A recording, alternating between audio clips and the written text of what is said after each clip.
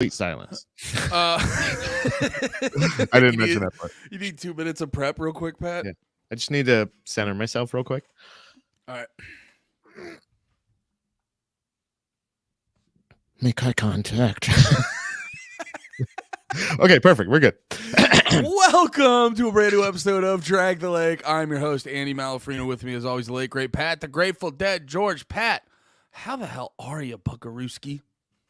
Me, Andy. Yeah, well, you're the only dickhead named Pat in the room. Okay, all right. So, we're not in the same room, but if we were, I'd give you a knuckle sandwich. I'd fuck your mother.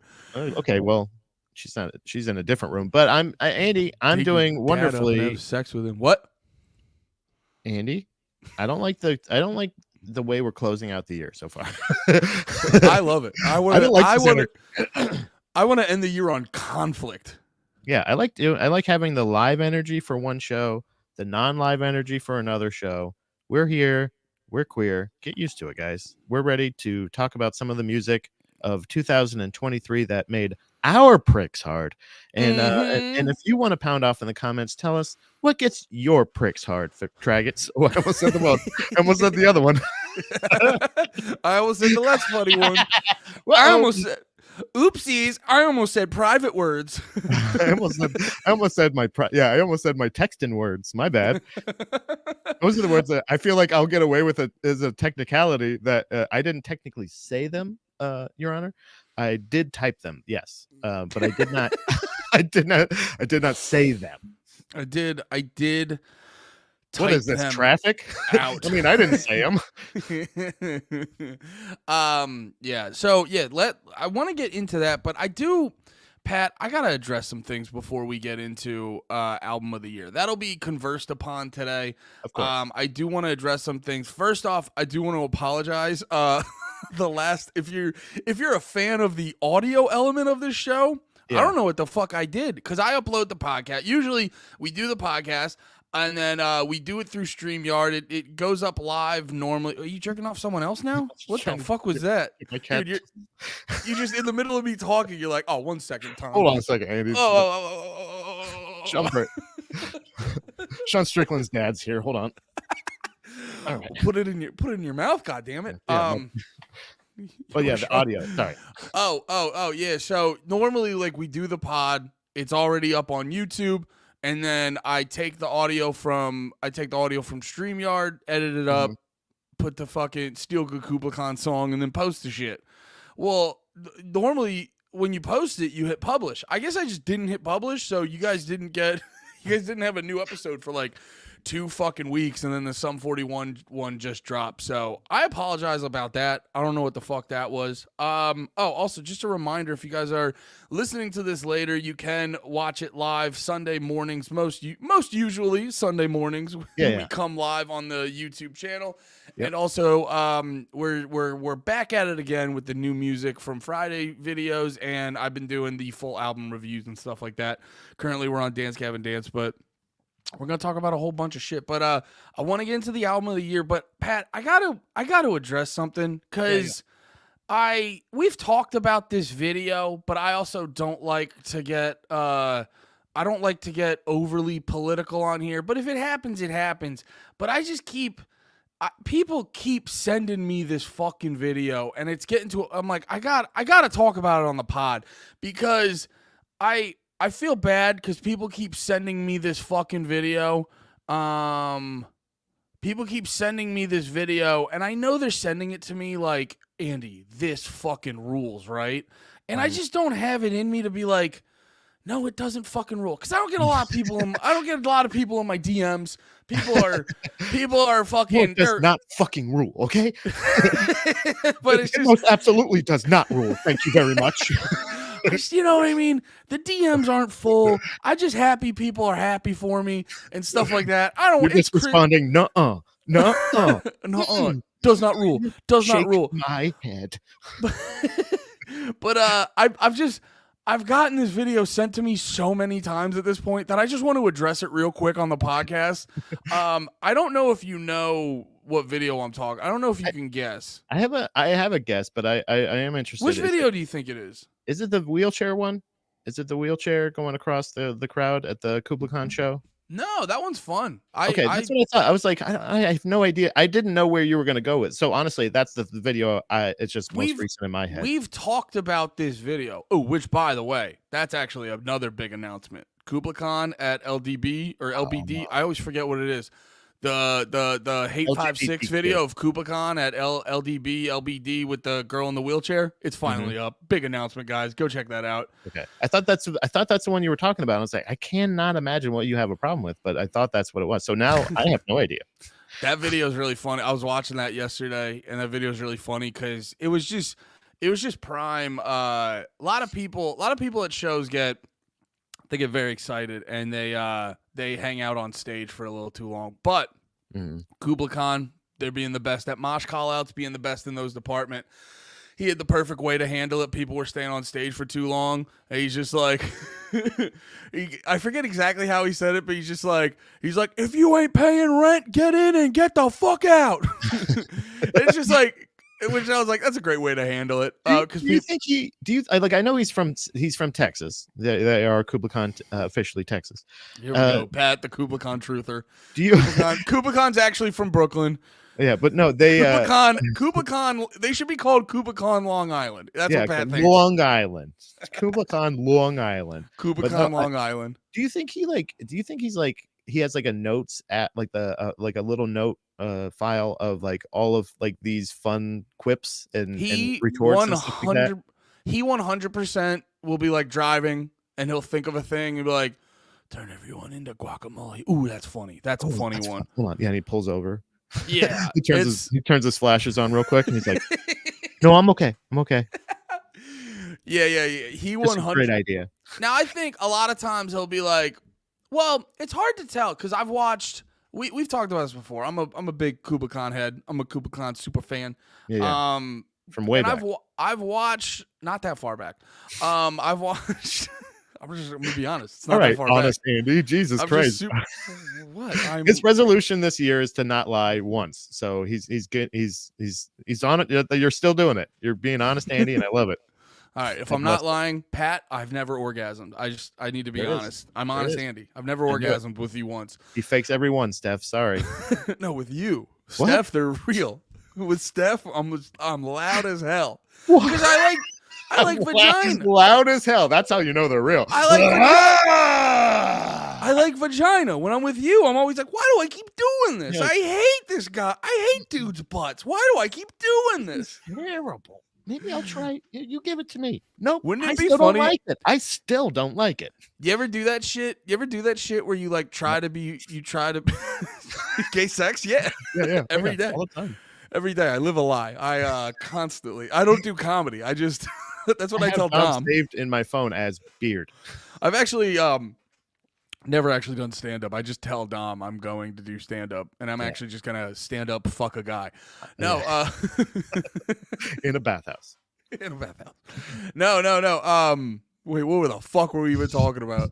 No, that would be so funny if because I remember I went through that phase in high school where I was like, oh my God, it's so mean to kill animals for food. I'm going to be a vegetarian. And then you try it for a week, and about 3 days in, you're in the middle of eating a fucking turkey sandwich, and you're like, fuck, I forgot I'm a vegetarian now. What if you could do that with gay sex? Yeah. Where you're just fucking a guy, and you're like, oh, I forgot, I like pussy. Yeah. Yeah, you're like sitting there and you're like, hey, so you want to head back to my place? And you go back there and you sit on the couch. You're like, can I get you a drink or what do you think? And you're like, yeah, you got a beer or whatever. Yeah. And you do that. You sit next to him. You slide your hand down their thigh and you're like, oh boy, you know what? I feel like a real bonehead right now. I forgot. I hate this stuff. You're pointing right at his dick and balls. I don't like sucking it. I don't like fucking it. I'm so sorry about that. You're just blowing the guy. You're like, wait a minute. It never goes in me. What am I doing? Yeah, God.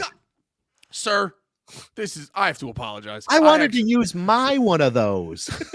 I gotta be honest. I don't love this as much as I said I did. I just, you know what? I didn't drink water today. Well, actually, it's funny you bring it up, Andy, but because I think that's what most like politicians' excuses are. It's basically one of those things of like, I don't like that stuff. What are you talking about? But you were tapping your toe at the stall, and you're like, yeah, but that's. I was just listening. I had my iPod. I always have a song in I my was heart. What the listening- fuck? I was listening to iTunes on my headbuds. I was dehydrated. I was dehydrated. Yeah. But yeah, he definitely has those. Oh, that's what I was gonna say. Is there some where I've watched a bunch of Kubla Khan videos and he'll have stock mosh call outs where he's just like, where he'll do a shout out to the ladies. He's like, ladies out there, you better shake your fucking ass. And then there's always, do you remember when they were playing one of their songs and he's like, who's the big kahuna? Who's the big cheese? Who's the silverback gonna run this thing? He does that at a lot of them. Yeah, but yeah. then there's other ones where, like I saw one where he did the mosh call out and he's like, I want to see an act of terrorism. That one. That one was my favorite. Yeah. I really thought when we saw him, to be more topical, he's like, I thought he should have done a mosh call out where he was just like, this mosh pit is an application for Hamas. Where are my freedom fighters? This ain't no false flag, motherfuckers. Let's go. This is the real goddamn thing. I want to see you guys throw it down like it's a controlled demolition. All you FBI plants in the crowd, let's get this shit going. Act like you're a fucking Fed on Jan 6 and fuck shit up. Just Dude, kidding. For the YouTube people, just kidding. Just kidding. Jan 6 happened the exact way you said it happened, government. Yep. Everything happened exactly. Everything happened. There were no feds there. Everything happened the exact way you said it happened, government. I never believe the FBI goes into things and is fucking shit up. You know, I forget the FBI is cops every once in a while, and I'm like, damn, like, because What? the FBI, they're cops. They're big time they're- cops. They're U.S. They're like whole country cops. They're America cops. Yeah, they're like, the fact that like how involved with serial killers they are is really interesting to me. Like it always takes me away from it. It always makes me feel. But we're getting sidetracked. I apologize. The I feel like the Kubla Khan call outs and or whatever, like I think he has a list and not that he's like like I'm not like saying like he reads over them or anything like that, but I think you're right. I think he has his go-tos, right? I think it's like crowd work with comics. Yeah, and then he has a couple like not chambered, but he has like he cracks one new one out every once in a while or something like that. Or if he knows they got a pro recording or this is a good show, I'm gonna hit him with a new one.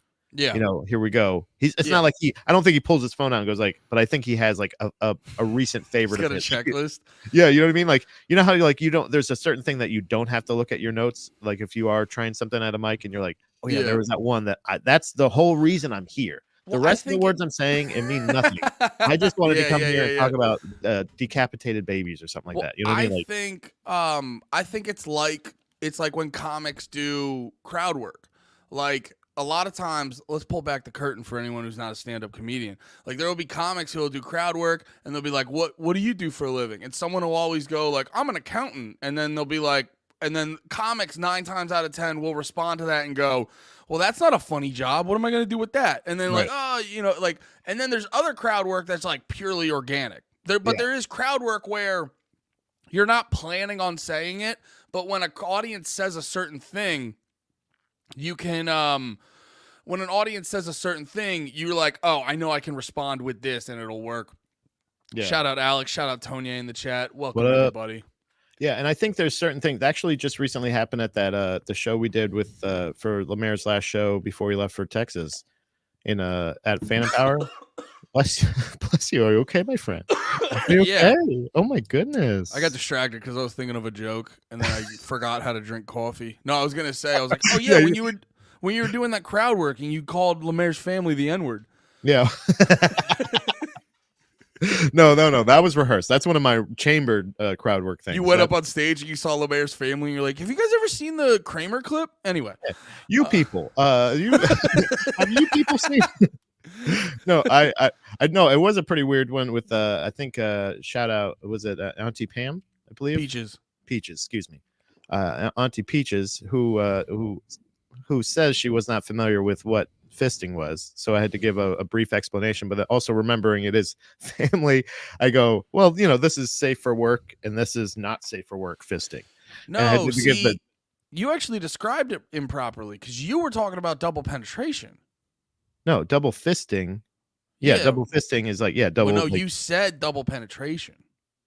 No, I said I literally just watched the clip. Actually, I was checking. I just watched it like right after you just watched it. Oh, did you? Dorian sent you my clip too? Yeah, I haven't. I'm not actually like looking at your video. I'm watching the clip. Oh, you're watching it right now. Yeah. Well, just put it up for the give him a treat, you know. That's how I know he's really watching it. That's how I know. Because he can't help himself. All right, what up, rub dudes? Rub dudes? Yeah, who's that? You, Pat? Because you rub dudes. Anyway. Yeah, I do. Anyway, I'm a professional masseuse. I work with a couple teams in the area. I was drinking on a Sunday a month ago, and I'm doing the same. Good. It's New Year's. I think I remember that guy. Yeah. He was like, "Can I do all this?" And we were like, "Calm down." He was like, "Okay, I'm just drunk. I'm sorry. Okay, I'm just drunk on it. I'm just drinking on a Sunday morning. Too much of the body of Christ, huh? I've been drinking a good amount. How's your fucking? I've been on a little bit of a Christmas break, going a little bit buck wild, having a fun time. I've been smoking lots of weed, but not a lot of beers or alcohols of other. But I do have some. This was because of a conversation we had recently.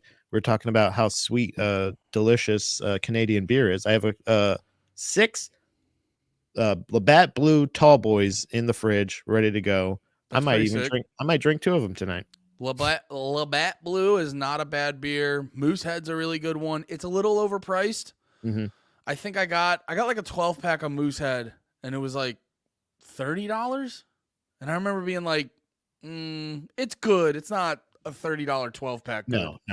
It's not like when that's like if that's you call that imported, like then you're like, come on, it's fucking Canada, dude. I can go drive and get it.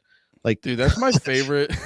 That's my favorite. Whenever someone goes over to like, they'll go on vacation to Germany or England, and they'll always add this, and they'll be like, and get this. It was so funny.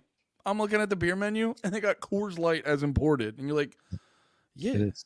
Yeah, you don't realize like Heineken's a shit beer in Germany. Like, idiot. Yeah, you fucking. Are you stupid?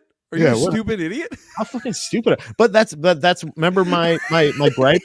Speaking of stupid, you remember my gripe of the fucking they had domestic and then they had local. They had 2 different prices for 2 different beers, and I'm like, how more domestic do you get than down the street? It's like this is domestic. It's here. It's in your neighborhood. Yeah. And they're like, the thing is, $2 more. The thing is, when you drink the domestic, you're more likely to commit domestic violence. That's why they put domestic there. Oh, yeah. Hey, and a new fun Kublai shout out. Hey, I want to see some domestic violence out there. I want to see someone hit their fucking wife. This is ant pile. Everybody act like you just stubbed your fucking toe and then stepped on a Lego. Let's fucking go.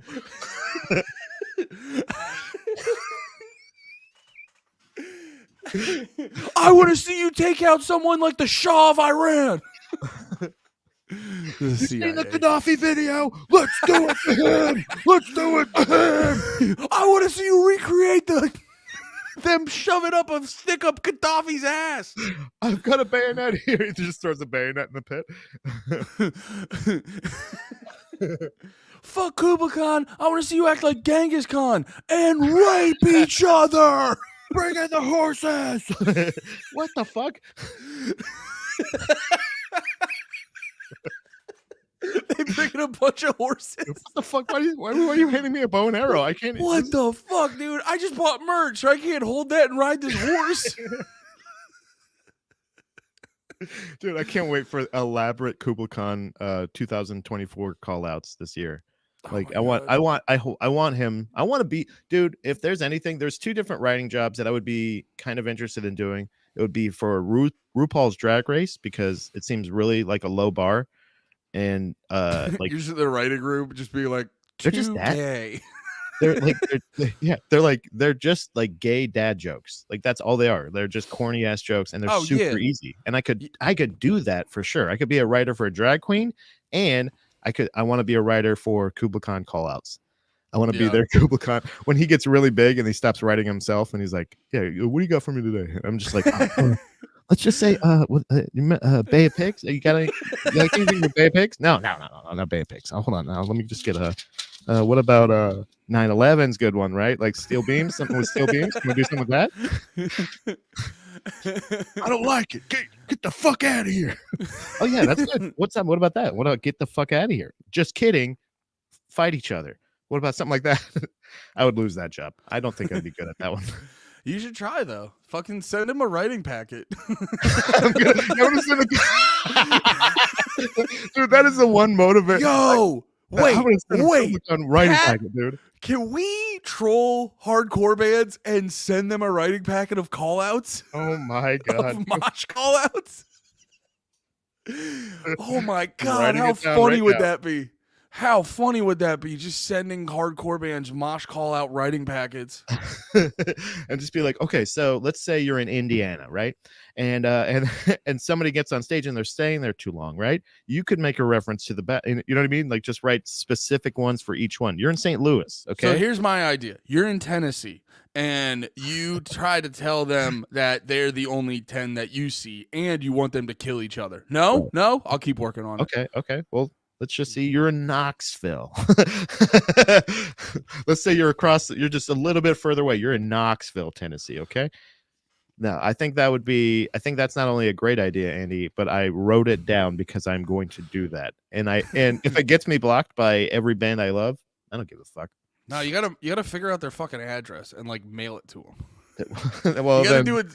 You gotta do it super. No, you gotta do it super official. Like you're applying to SNL. Yeah. Like, good. And say, to whom it may, Kublai. To whom it may, Kublai. Excuse me, Mr. Con TX. I have Mr. TX. Excuse me, Mr. Texas. Excuse me, Mr. TX. Yeah. I had some ideas on things you could yell right before. A couple ideas. I just want to throw past you real quick, if I could. Okay, here's my idea. My elevator pitch. You know how you started Amp Pile over and said, "Here's Amp Pile 2?" Right.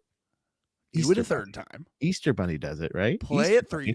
Now, here's the thing. Santa called. Now the Easter Bunny's calling, and he's calling Santa a bitch. And he's saying if you don't mosh hard enough, Jesus ain't rising on the third day. No more Jesus. Jesus. That's why you play Amp Pile a third time. You guys want ham? You better fucking run. I hit a. Okay, here's the idea. Yeah. It's Easter. Okay. All right. All right. Here's the idea. Mr. TX, you hide a bunch of eggs in the pit.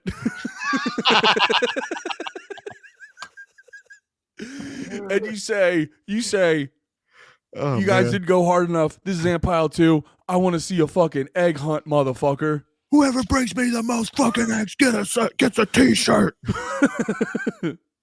Yeah, dude. I'm all for the. Oh, you think there's hardcore. Hershey Kisses? How about you Hershey kiss my ass? This is Amp Pile. I feel like this is not like I just hope that I think we should somehow register trademark this and make sure that nobody takes our idea. This is our idea. We're gonna do that. If you do that, then we're gonna sue you. Don't do that. God damn, that's so sick. I just want to message bands and go, maybe yell this before the breakdown. Next time you're here, okay. First of all, I actually used to not correct, like obviously not go up to them and correct them, but like when they would I lived in St. Petersburg, Florida, and whenever bands would play there, they would always go like, "How we doing, Tampa?" And I'd go, "Actually, it's St. Petersburg." Kill that fucking guy. It's a different area code, stupid. Kill that guy with the mohawk now. I was very. This is Amp Pile. Why is every band playing Amp Pile? Why is it? What? How do they know that song? What is that song? It's a good song. I like it. But as you're dying, I really like Amp Pile. Good song. Ow. Oh, I got stabbed. But yeah, Andy, that would be. I think not only is that a brilliant idea, but I'm going to try to remember. I'm become now the lead singer of Kublai Khan, and I'm going to make a notes app call out for all the bands I love. Hey, what if Thrice is in the area? Right, Thrice is. I'm gonna save Thrice's reputation here. They're not as electric on stage with the banter, but I feel like I could really feed them some lines and help them out. Yeah, dude, doing the Lord's work. All right, let's pull up that actual clip I was talking about. Oh yeah, the clip. Yeah. Before we started talking about the call-outs. Do you remember this one? I can't really see it. Oh, okay. I'll play it because That's all I keep getting this clip. So let's just play it. When I was 15 years old, Yeah. I sent you this. I started my first fucking job. Oh, Everyone sent me this. Take it easy with that fucking the language. Like many of you motherfuckers probably Hey. did too. Except mine was a little more fucked up. Oh, yeah, for everyone listening to You the have to audio, bleep this is like the weird bleeping that Instagram does, but it doesn't actually lower the volume. Not even a little bit. And why did they bleep up? Like, I don't understand why they fucked up. You can say up. Up is okay. I worked at something called a horse insemination plant. Every goddamn day, I would get up in the morning and I'd go to this fucking barn and I'd have to walk down a line with a horse on either goddamn side of me.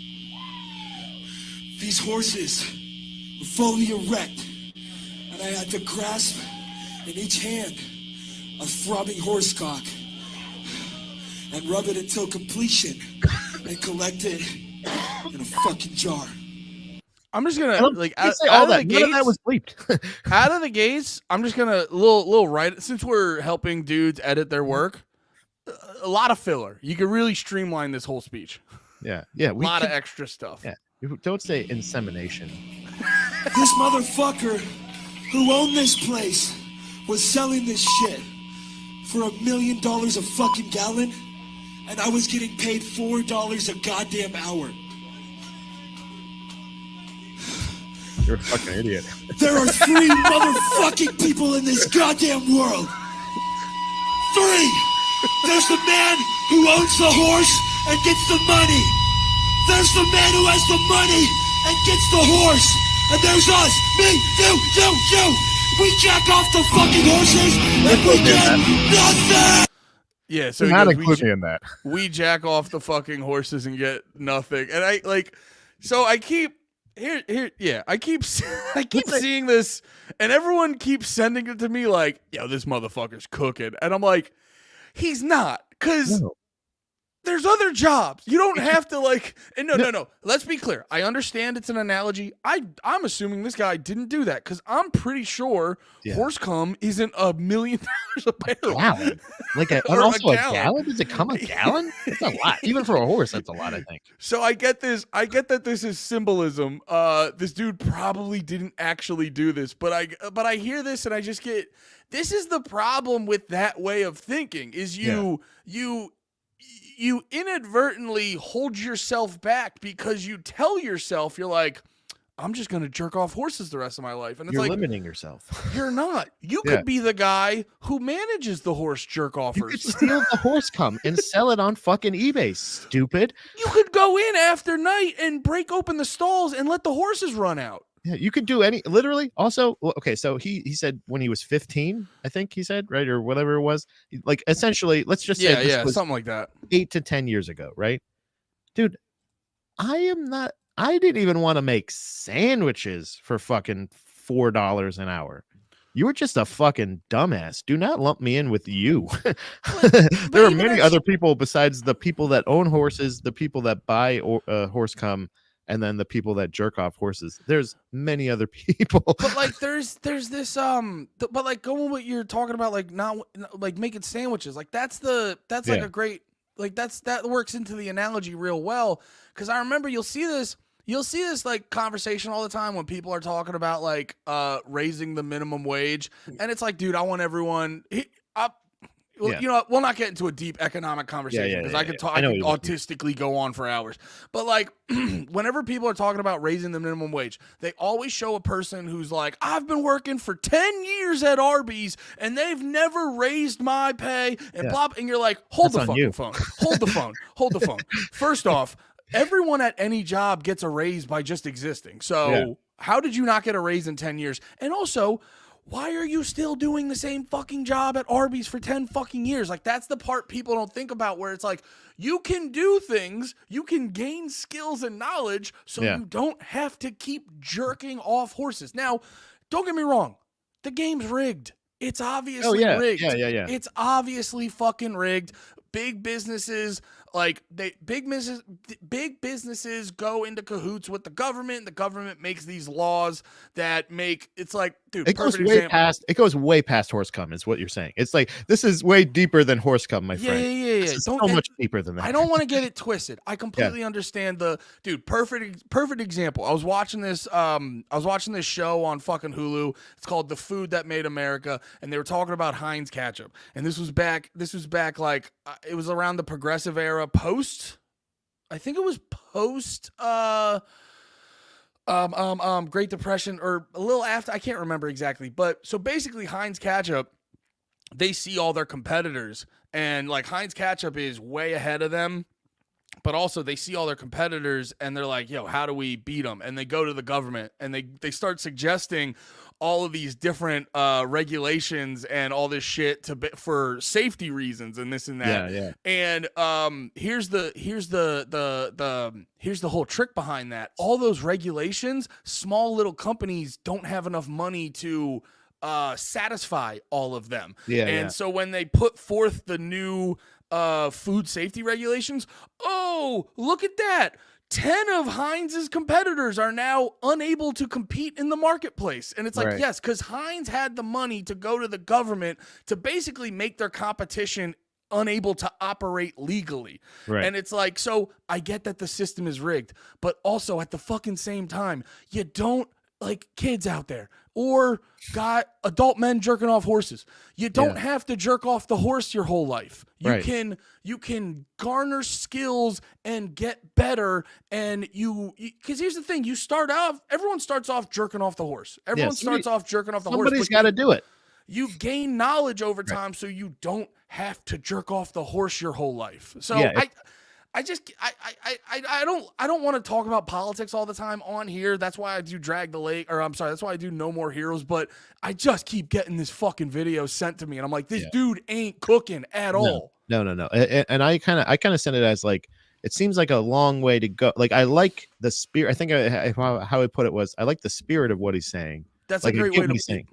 But like, he's just not conveying a message well enough. And also, like, you cannot simplify it that much, even in a fucking pit call out. If you're gonna tell that long of a story, like at the end of it, I'm gonna be like, I would wait for the after the show. I would go to the merch booth hoping he was there and go like, hey man, why'd you do it for so long? Yeah. Why I would never ever agree to do it for $4. I would not agree, like I said, a million times, if maybe that's all you had or whatever. But also, like, I feel like there's a lot of other factors here, and also you don't sound super educated, so it's like one of those things of like, maybe that was best for you, because also storytelling, not a strong suit. You know what I mean? Maybe you need to cut out the fat in some of your storytelling. You know what I'm saying? And I haven't even heard this band. So, like, I don't even know if he's qualified for the job he's currently in, like, that he's bragging about. I found my place. It's here. And then you're like, nah, jerking off. That was the peak. That was the best you could do. That's also, too, like, even, like, let's say the dude's 100% right. That's also just such a shitty mindset to give people. All right. Yeah. I understand that. Yeah. You know what I mean? Like, even if he's theoretically, like, let's take all the nuance out of it and he's theoretically right.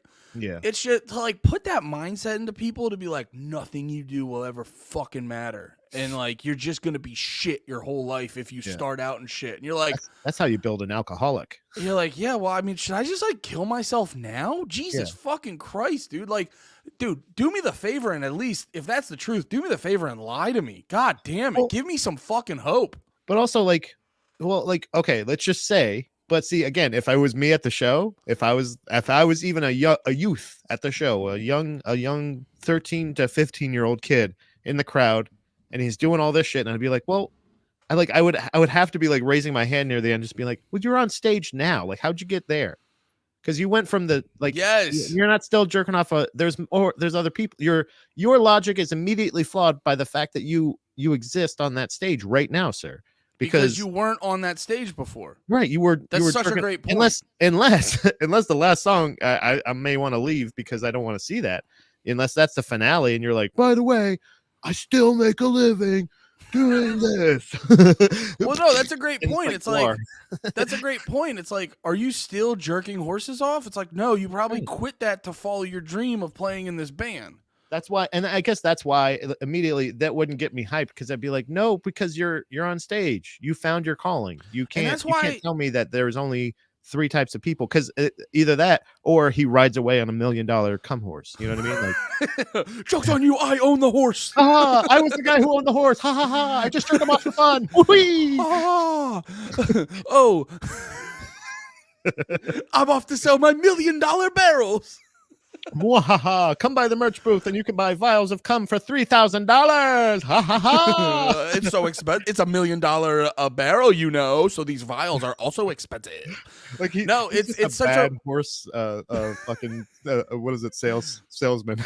Why are we turning him into like, ha ha? Because he tricked us. He doesn't actually sound like a, there's only 3 types of people out there. He really sounds like he sounds I was gonna say demented, but he sounds like deficient.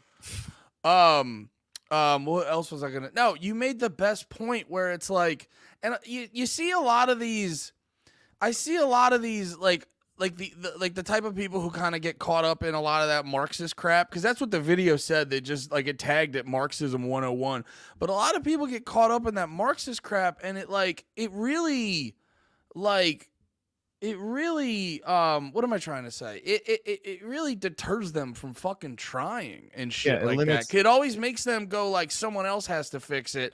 And I don't know. Sometimes I'm not gonna like psychoanalyze a whole fucking political group of people, but like sometimes I go like, do you actually believe this, or are you just kind of like bummed, like depressed about or nihilistic Yeah. about shit? Because bringing it back to the point you're making, it's like, dude, you're saying this is how life is, but you're also actively proving yourself wrong by Right. being in the band. It seems like you're having a blast up there. It seems like you're not of that mindset at all. Like you can't be Henry Rollins and then go like, but I found my purpose. You know what I mean? Like there's no happy ending for Henry Rollins. He's still a bitter old bitch. You know what I mean? Like he still bitches about shit. And it's like, shut up, you rich dickhead. Get That over is it. I think that's a coming of age moment for everyone. Yeah. Is you like grow up, you find, or you start listening to punk, you'll watch a documentary or something, they show you Rollins and Black Flag, and you're like, this fucking rules. And then Right. like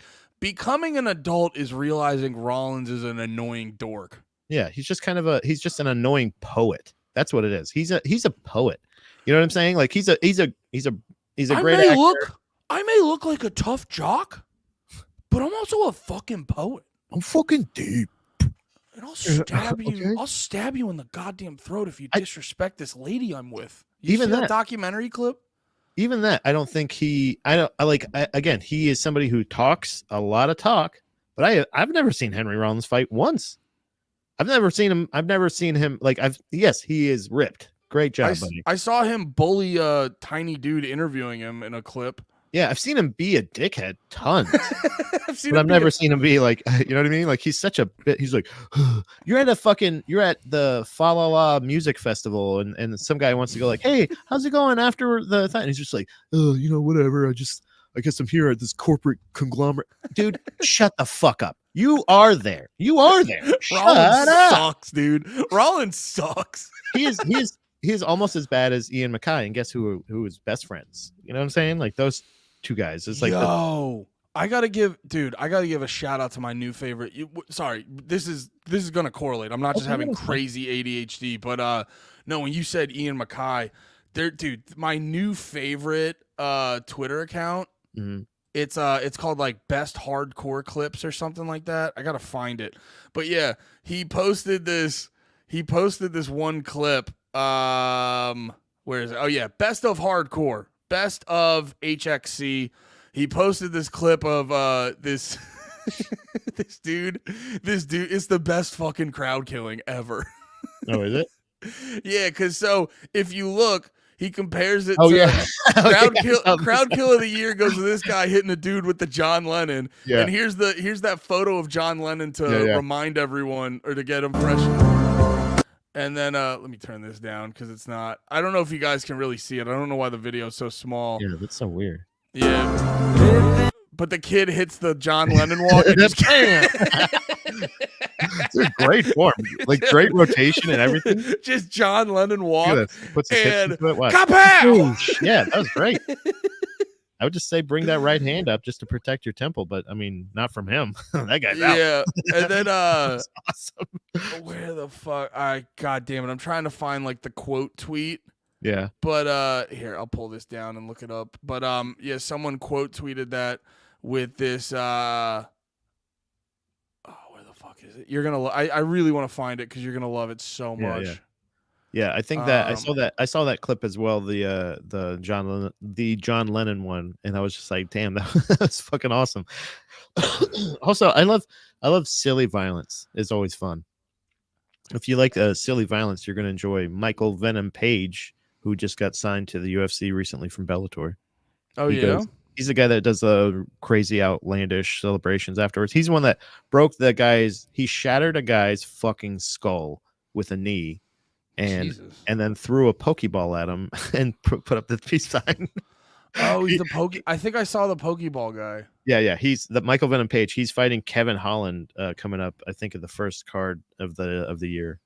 Coming not like this weekend, obviously. It's been really dry lately, but I figured I would just kill some time with MMA talk. No, instead of thank just- you. I can't find the clip, but someone basically shared this like flyer or something from like Fugazi or whatever, Uh-huh. being like no moshing or moshing, and then they go like, well, I guess Ian Mackay was right, and then the guy retweeted it just like, nah. No, this is better. Nah, this Dude, actually even if I got ruled. hit with that kick, I don't give a shit. I would share that clip. I don't give a fuck. There's nothing embarrassing that happened in that clip. Everybody in that clip, I feel like, was a participating participant. Yeah. Does that make sense? Participating participant, and they also like It's even it sounds weird, but it's technically right. it's technically right, but like he just Yeah. got hit right in the perfect spot. It wasn't. I don't think it was completely aimed that way, but man, oh man, did it line up, and that is gold. I would be very proud to be in that video and take that video, or to be the guy kicking. That would I be. wonder if you could technically get that kid for assault because No. it's not like there was one I found. Let me see if I could bring it up. I think I saved it on my Twitter. Was It's it still- in the it's- bar area on the way to the merch? If there was no band playing, then maybe, yeah. He was like, I was just walking to merch. But there is one where I did want to ask you about this because there was one where Is there Sorry. such thing as a sucker kick? You know what I'm saying? Like there's like a sucker punch. Is that a sucker kick? yeah. You could call that a sucker kick. That'd be like, No, hey, but there. So I've been seeing some of these videos. I saved it somewhere. I don't know if I actually still have it, or if I'm in the right spot. But I've been seeing some of these videos where there'll be like these tiny ass shows, and like I'm the first one to promote crowd killing, but like when you have these tiny shows, like if they do a show in a record store or like a skate shop, yeah. and it's like you can't reasonably do anything more. Oh, here's the video. Here we go. I knew I had it saved. But all right, let me show this to you. Cuz I do think this will be a worthwhile pit police conversation. So like you see this, it's in a small room. There's room to pit, but like Is that like there's a not a house? yeah, it literally looks like someone's living room or something. Yeah. So this dude's going crazy and Whoa. he just kicks this No, I you believe, can't apologize. You can't I apologize. believe lady, but that might be a they. Oh no, he's like no. That's He's what like, happens. But You signed the release. That's what I would say. Send the release. You send the release. You know what? It's this guy's house. We just figured out. It's He's this like, guy. I actually own that. Well, Whoa, my whoa, only whoa, whoa, whoa. all right. All right, all right, My all right. only thing with that though is like I think about this with working in warehouses for so long. We always talk about the zone of safety. You know, when you're operating the Yeah. forklift, there should be, when you're Don't you hate operating when they do that? They make you say the little kid things. They're like, now this is the zone of safety. Say it with me, guys. Come on, zone of safety. And you're and just if like, they walk into that, they're walking into your no-no area, we're little almost Timmy. 40 years old. Please, please don't do this. We already have to wear the shiny vest. You know what I mean? Like, yeah, but like, I know I already feel like a bitch for putting on the seatbelt and the vest. a helmet. What I have to put a helmet on before, you know what I mean? Like this weird shit, but it makes sense. So the zone of safety is important where you work. But yeah, so the zone, like one of OSHA rules when you're on the forklift, you need the zone of safety. So when you're inside, people need to be 10 feet away from your vehicle. Inside it's like 20 feet. Outside it's 10 feet. And I do think, like, with levels of moshing, when you're doing that, when you're doing punches, like, you could do some like air punches by yourself, but when you start doing spin kicks, I think there should be a reasonable zone of safety for you to do a spin kick. And I think it was unreasonable for him to go into that spin kick there, because it's like there's no option but to hit someone in the face. Yeah. You're no matter what, like you that so and my last point, sorry, don't forget the thought. My last point is because if you look at the John Lennon dude, that guy saw him. He had room to get away from him. He was walking towards him, but also there's no way. That's why I brought up the sucker kick, because there's no way he saw that coming with that steady walk. There's no way he saw a perfectly timed spin kick to the fucking. And that dude didn't spin kick near him. He kicked him in the face directly. It was a direct hit. It was like a fucking heat-seeking missile of a foot. Yes, I literally, that was like one of the top KOs of the year. Literally, like in any fighting, like, because that was just perfectly timed. It was perfectly executed, and he made a fool of him by walking over to him to kick him like that. It's so funny. He does the most dickhead walk, and then just kicks a guy in the face.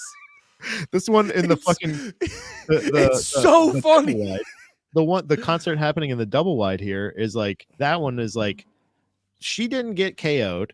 So, like, the fact that she had the appalled look on her face immediately shows you it's not as bad. But you're right. As far as, like, this, in these scenarios, and this, like, a smaller local show or something like that, where, like, you do have a pretty good crowd and you're getting pumped, you want to do something like this, you got to it's got to be a push pit. Even if it's hardcore, you got a push pit, you got a circle pit. You could run into the people that are at the mouth of the pit. Yeah. You can purposely, and that's the thing. You can purposely run into them. Like you could go, and, dude. I'm watching it again too. Sorry. Yeah. She's appalled. She didn't get clipped. She didn't get killed, but she, like, you know what I'm saying? She got crowd. But here, wait. Let's let the video replay. Watch how like he gets so much length on that kick. Yeah. Wait, which one are you talking about? The John Lennon kick or the other one? No. This guy kicking the girl in the head. He gets so much, like, she's not that close to him. That's what I'm saying. It's like, look, if you're in the mouth of the pit, this is my thing. If you're in the mouth, wait, did I not? Fuck, I didn't bring this up. You didn't share it. No, you were just my fault, enjoying it for yourself, Andy. I literally thought I brought it up. I'm sorry. I literally thought I brought it up. Wait. Look, it's so close. Yeah, so he's like here, and she's over by. So where is the band, by the way? Am I right over here? Like this guy with the piss hair. So this maybe fat guy with the bass. That's the band. So maybe he was making an extra point not to kick the band. Well, actually, I don't think he aimed this. I think this was just a. Well, no, I don't show off in front of the band. No, I don't think he aimed it either. But I do think, like, there's barely room to two-step. Oh. You can't be doing like. You can't be doing like bow staff warm-ups in the fucking pit. The Drag the Lake Awards, Tonya there. Did you see that? Best crowd kill of the year. I think it goes to John Lennon legs. Yeah, John Lennon legs at the end of the year, right at the fucking deadline. That is absolutely, because I will say the girl kicking the camera that's not a crowd kill necessarily. No, and there was the furry one, but the furry one did cause, like, they had to get medical treatment. Yeah, that's not fun. This one, I feel like this was a clean KO. Maybe the kid smacked his head against the cement when he got kicked. The John Lennon kick? Yeah, the John Lennon kick. There might be, but like, I think he's okay. That looked like a clean KO. Well, here's the thing is, so the furry one was funny, but it didn't. The furry one was funny, but it didn't Well, we'll read it in a sec, Pat. Right. I'm up here. Huh? I see the comment too. We'll address it in a second. But it says it. I'm in the middle of a sentence. So my logic is the furry one was funny, but the funniness didn't outweigh the like medical costs, in my opinion. Yeah, So, and it was hate crimey. but It it was was kinda- no, we're not letting them into that group. Furries are just Oh, you're weird- right. You're right. But no, Furries I'm are saying just like targeted. Furries are just weird dentists that want to fuck at a Ramada. That's It was what a- they are. We're not letting them into the fucking letter gang. Okay, you're right. You're right. But they were still targeted. This was a targeted attack. It was a targeted furry assault. I will give you that. So it is in the realm of a hate crime, I guess. But no, so my logic for, because on the Lennon walk, he could have put the kid in the hospital. But here's the thing. The funniness of it outweighs literally any pain caused to the victim. Like I said, if It's I was in the hospital, So funny. yeah, if I was the one in the hospital from that kick, I would be like, man, what a clip. I deserve this. You know what I mean? That's a good That was clip. great. That was awesome. I would like, it would be like when like UFC fighters or take pictures in the hospital together afterwards. I'd be like, in the fucking head. You know what I mean? Like, I will say, runner up, honorable mention. I think we talked about it, but the two dudes with the folding table at the End It show, yeah. that was pretty sick. Yeah, the attempted crowd killing with the table, the chasing around with the table and everything like that was amazing. Grabbing a table. I gotta pull it up, dude. It's so fucking funny. Two dudes grabbing a table, running across a pit.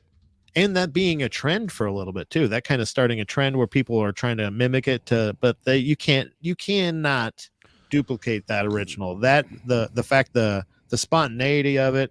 But to me, John Lennon kick That's gotta be crowd kill of the year. It is just because it wasn't as hate filled. It was super silly. It was silly. Perfectly timed. I don't know if I've heard it. I don't think I've heard it with the music. Did you play with the music? You can't. No, because it's John Lennon. It's not. I want to hear it with the real music. No, it was like an actual Beatles song. But that wasn't playing. I want to see how well it timed, like with the breakdown. You know what I'm saying? Like, because if it was perfect, even there too, I imagine it was, but like it's too good not to add the John Lennon music. I found the table one, but oh yeah. This is the better one with the table. Yeah. Sorry. What else happened in UFC? No. Well, I was watching Fury grappling, and I watched Alexander Romanov. Huh?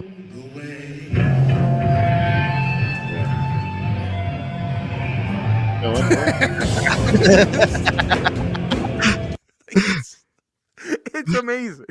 It's so amazing. He doesn't follow them. They go out of frame. What happened? What happened next? Like, how do you not follow that all the way? Where did they go? Oh yeah, dude, that's such a good point. The cameraman, what else could be happening? Just follow them. Oh, that's kind of cool. Anyway, back to End It. Yeah, but End It anyway.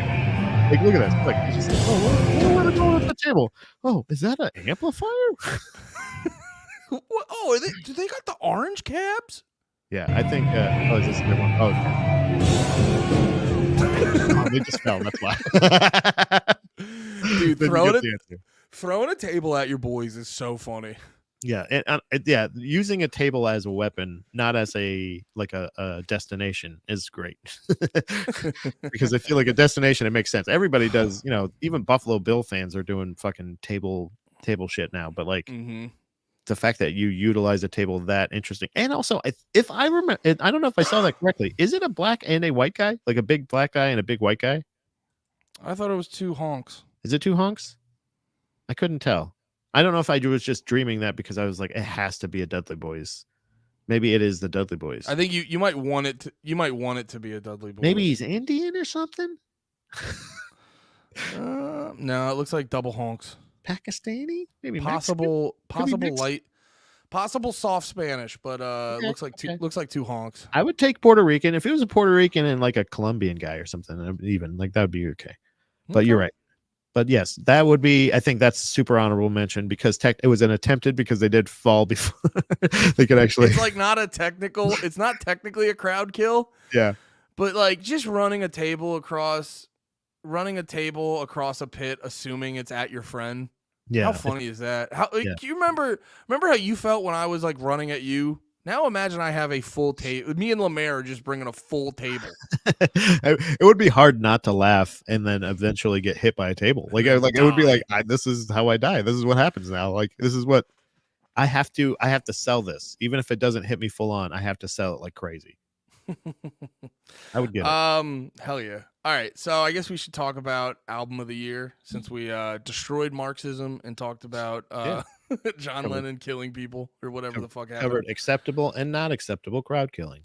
So yeah, we're not. This isn't gonna be a whole over the top. I don't know. I was because I was thinking about this with like the end of year lists, and for me personally, I would rather just be like, what's like your top 3?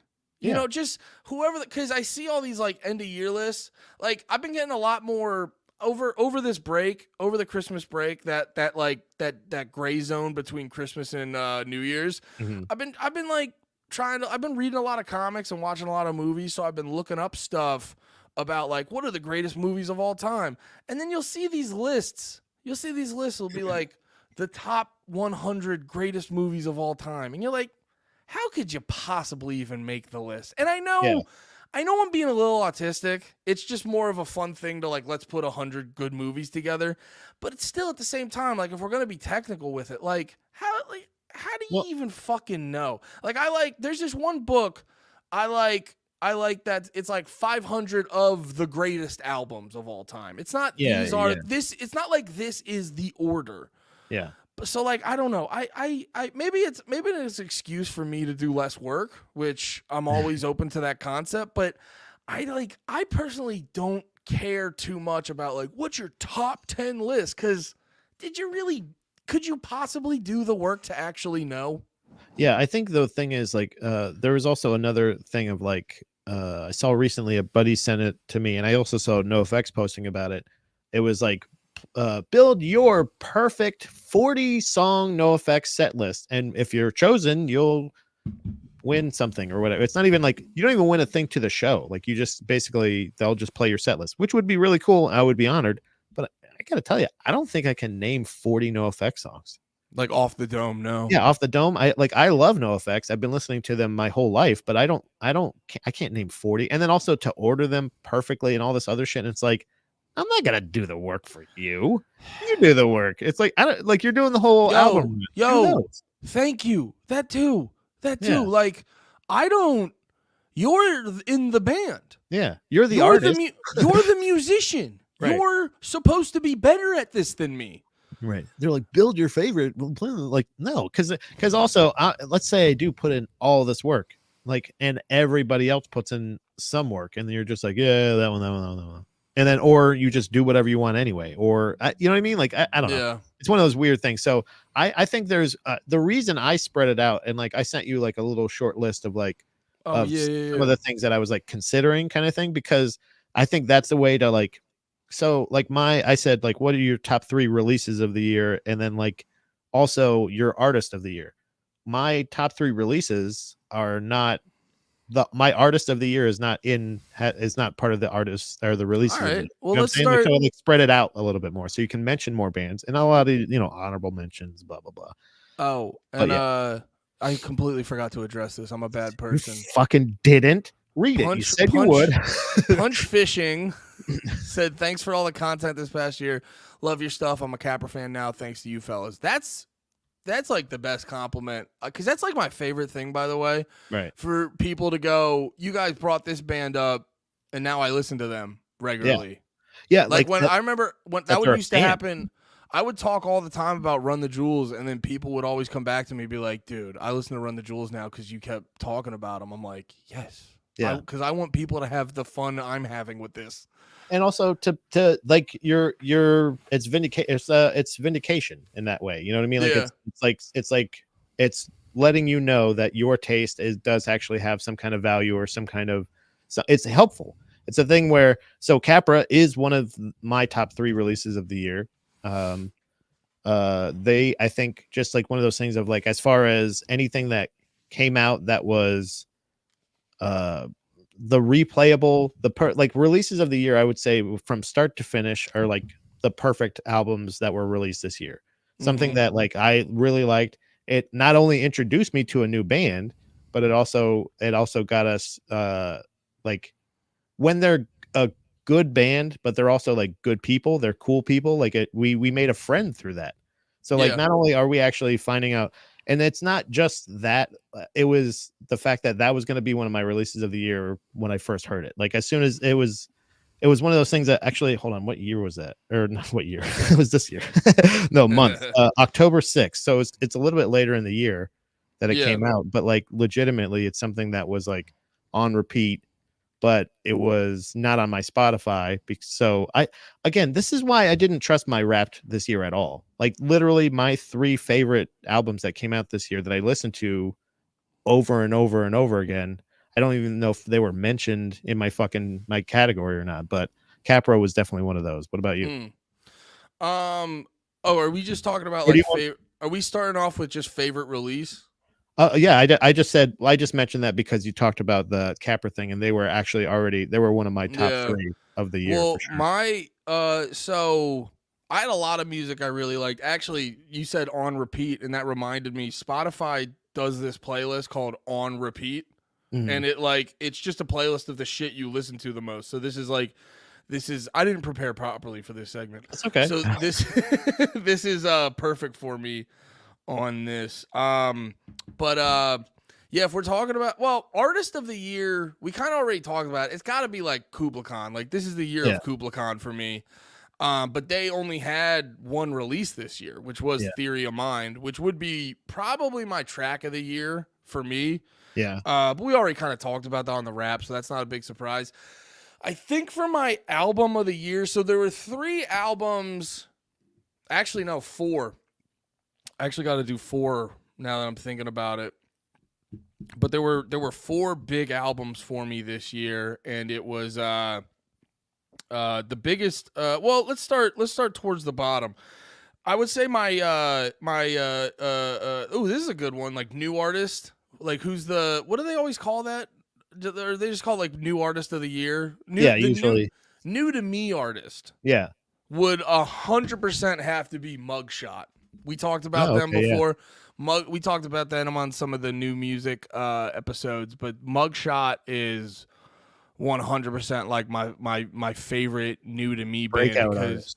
Yeah, breakout artist. Yeah. Breakout artist who's queer. No. Well, that would be your so yeah, that's breakout artist. Breakout artist would be Mugshot. They're just like in your face, like fucking real heavy-handed with their music and shit. And it's just because I like extremes in my music. My favorite albums this year are gonna have a very consistent theme to them. But yeah, definitely Mugshot. The new release from Dying Wish. I'm really bad with the names of things, but the Dying Wish album was my favorite.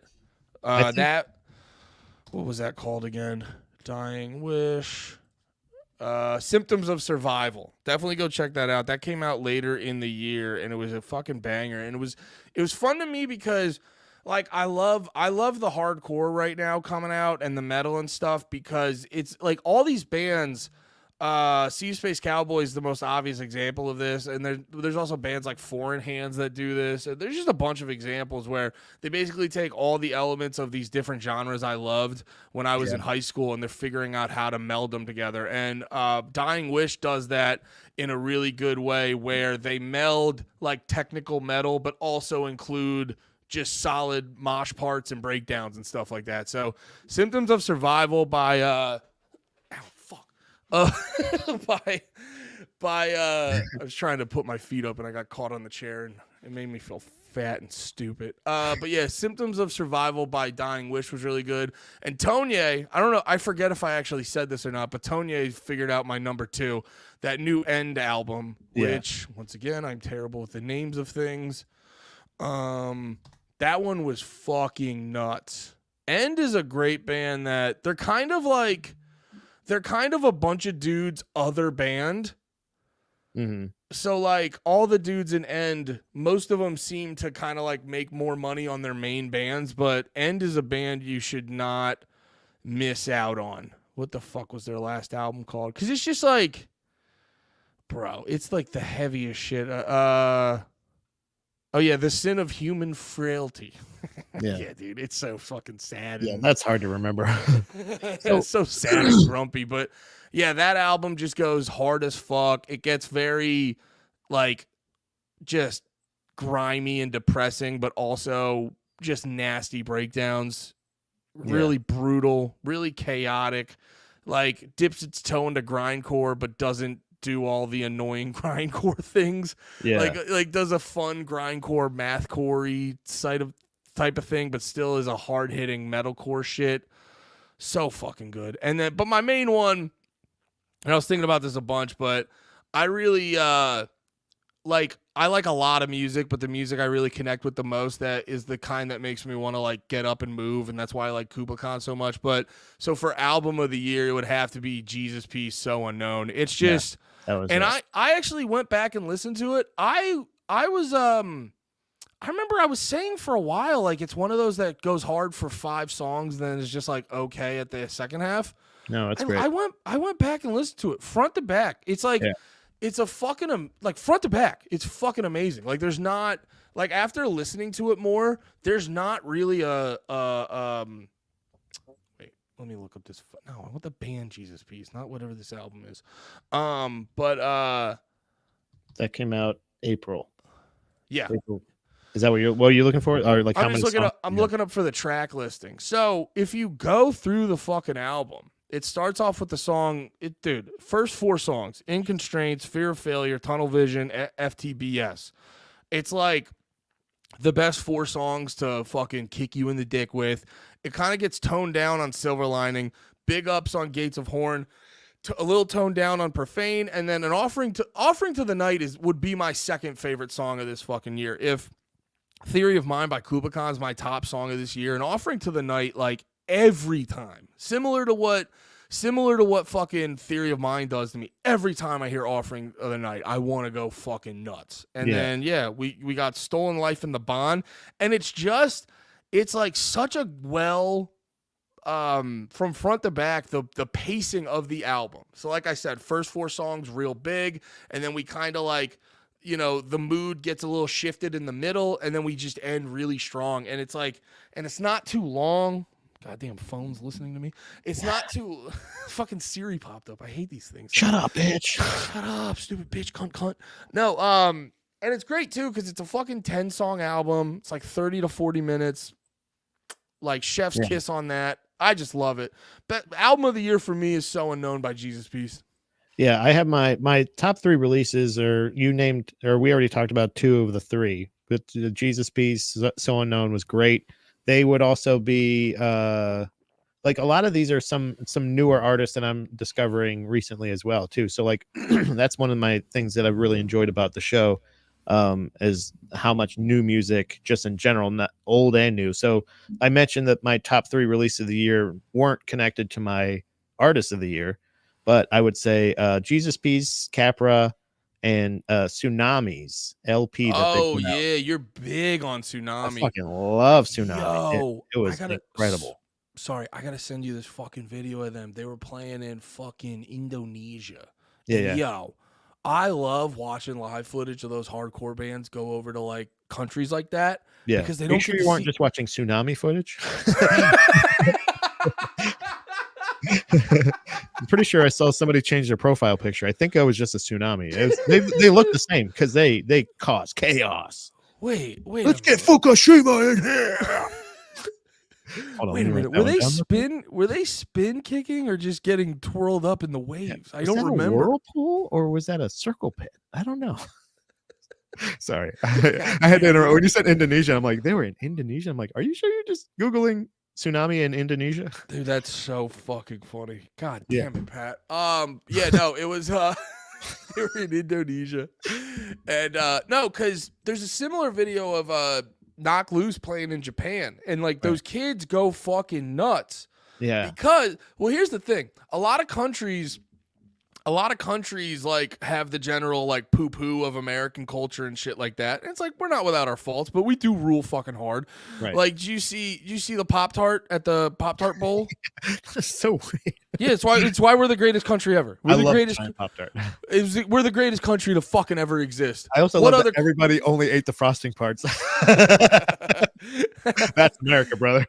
But no, it's like I've noticed a lot of there's like certain Asian countries that still think we kind of rule. That like they don't hate us as much as the other, probably because we don't bomb them, or we, or everyone that didn't like America and Japan, we bomb them. They're like, thank you. Yes. We got all the fuddy duddies out of the way. Yeah. but regardless, so like you see like these hardcore bands go over to these like different Asian countries and shit, and they just go fucking nuts. Yeah.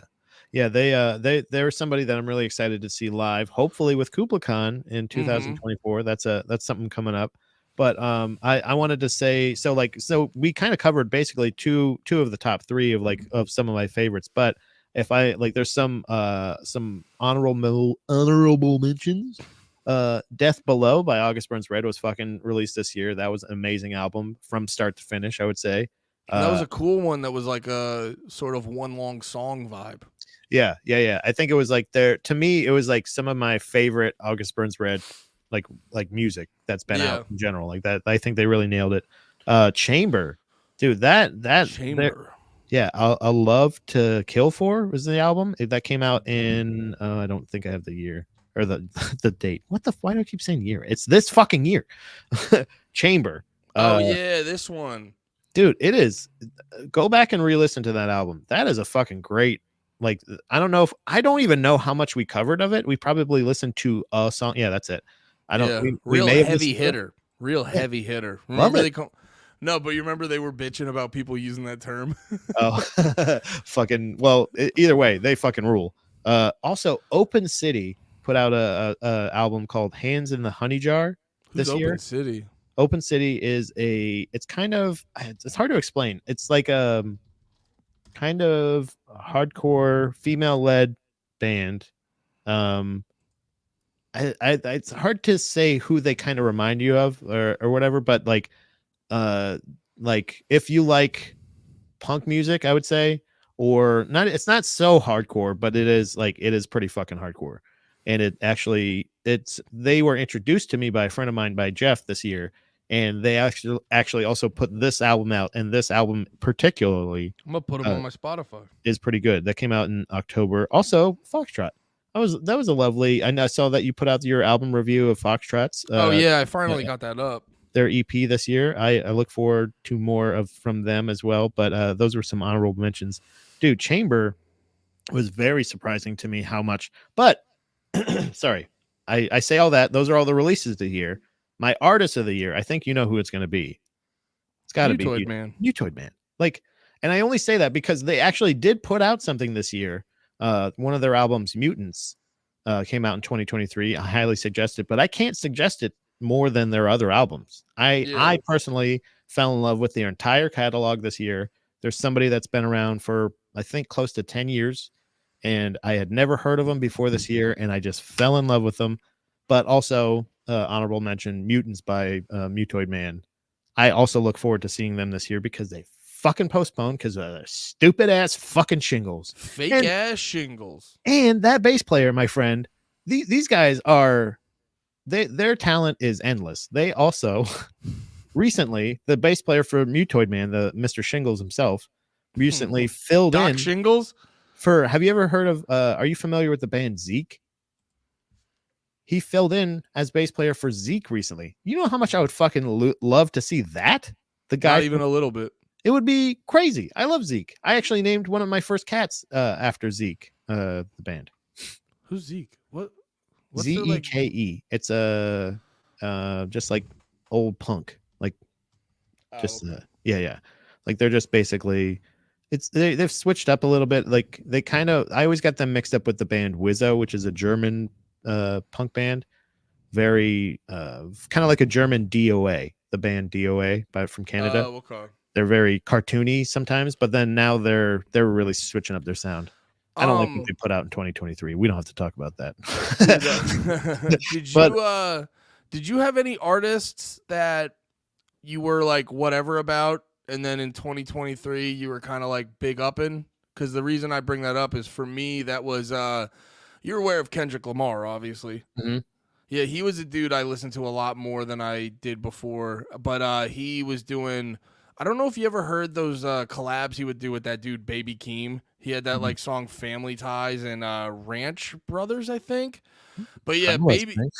baby, baby Keem. You might have heard the intro to Family Ties. It's like it's one of those epic. You hear it occasionally in rap songs where they have like a big epic intro with horns and shit like that, and then the beat comes in, it just goes hard as fuck. But yeah, Baby Keem was a rapper that I remember hearing about him, and I heard him for the first time, and then I was like, what the fuck is this? Yeah. Like that was 100% my reaction. Yeah, that's what Rub Dudes is saying. It's his cousin. But then yeah, I was listening to Baby Keem, and then I've also heard these conspiracy theories about Baby Keem that it's actually just because if you pay attention to Kendrick Lamar's music, he's kind of on that conscious shit. He's trying to be like more highbrow and stuff, but at the same time, if you hear his features, you can tell Kendrick kind of wants to do some like ratchet shit and kind of wants to do some trap music and stuff like that. And there's this theory that Kendrick writes all of Baby Keem's music. And Baby Keem, it's just basically like Kendrick's way of doing that without actually doing that. So he gets it kind of like through Baby Keem. Because if you watch a lot of Baby Keem's videos and stuff, and if you've paid attention to like Kendrick Lamar's music videos and shit, you can see very clearly there's a heavy influence on Kendrick. So I could see it. And hearing that, it made me go into it a lot more open-minded. And something happened, and I'm like, Baby Keem's like my favorite rapper right now. So that was a big heel turn for me in 2023, or maybe call it a face turn. But yeah, I would say I softened. I never really gave a chance to Meshuggah until this year. That was a band. Really? Yeah. That it was like, and not only did, and I only say that because they were always a band that I was like, yeah, Meshuggah, okay, whatever, I get it. They're one of those whatever metal bands. Wait, and then actually listening to them, and I knew they had that hit. I knew Bleed was great. Yeah. But I was like, wait a minute, and I think it was we discussed this on the Drug Chug episode. Drug Chug.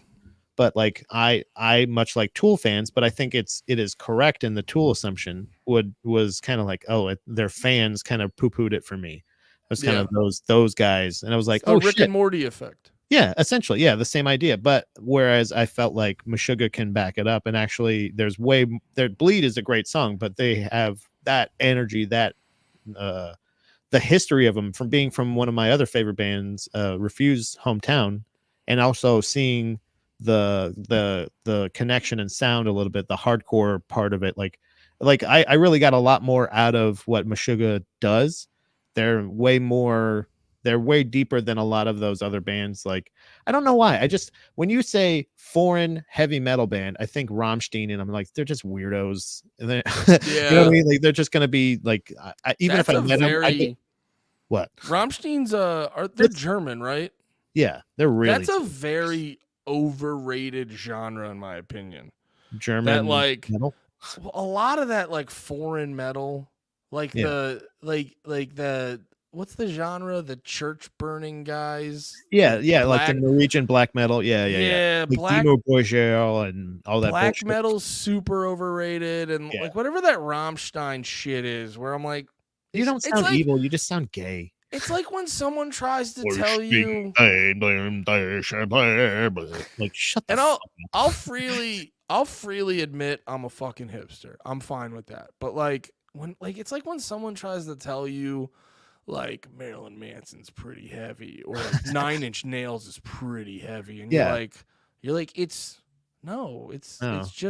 like spooky rock music, and the guy fucking has weird makeup on. It's not that heavy. It's not that scary. It's emo Alice Cooper. You know what I mean? Like, that's all it is. It's like you're adding a little bit more depth to what Alice Cooper was doing, which is spooky. Ooh, there's a Frankenstein on stage. Look out, it's weird. I cut myself with knives. I do it. Yeah, okay, whatever. Rub Dudes was asking you which Meshuggah album. I don't. Again, we're not great with names here. Hold on. It's okay. Look it up. Yeah, the one that Rational Gaze is on. I don't know. Hold on. You're a rational kid. Shut the fuck up. Don't even say that. That is not funny.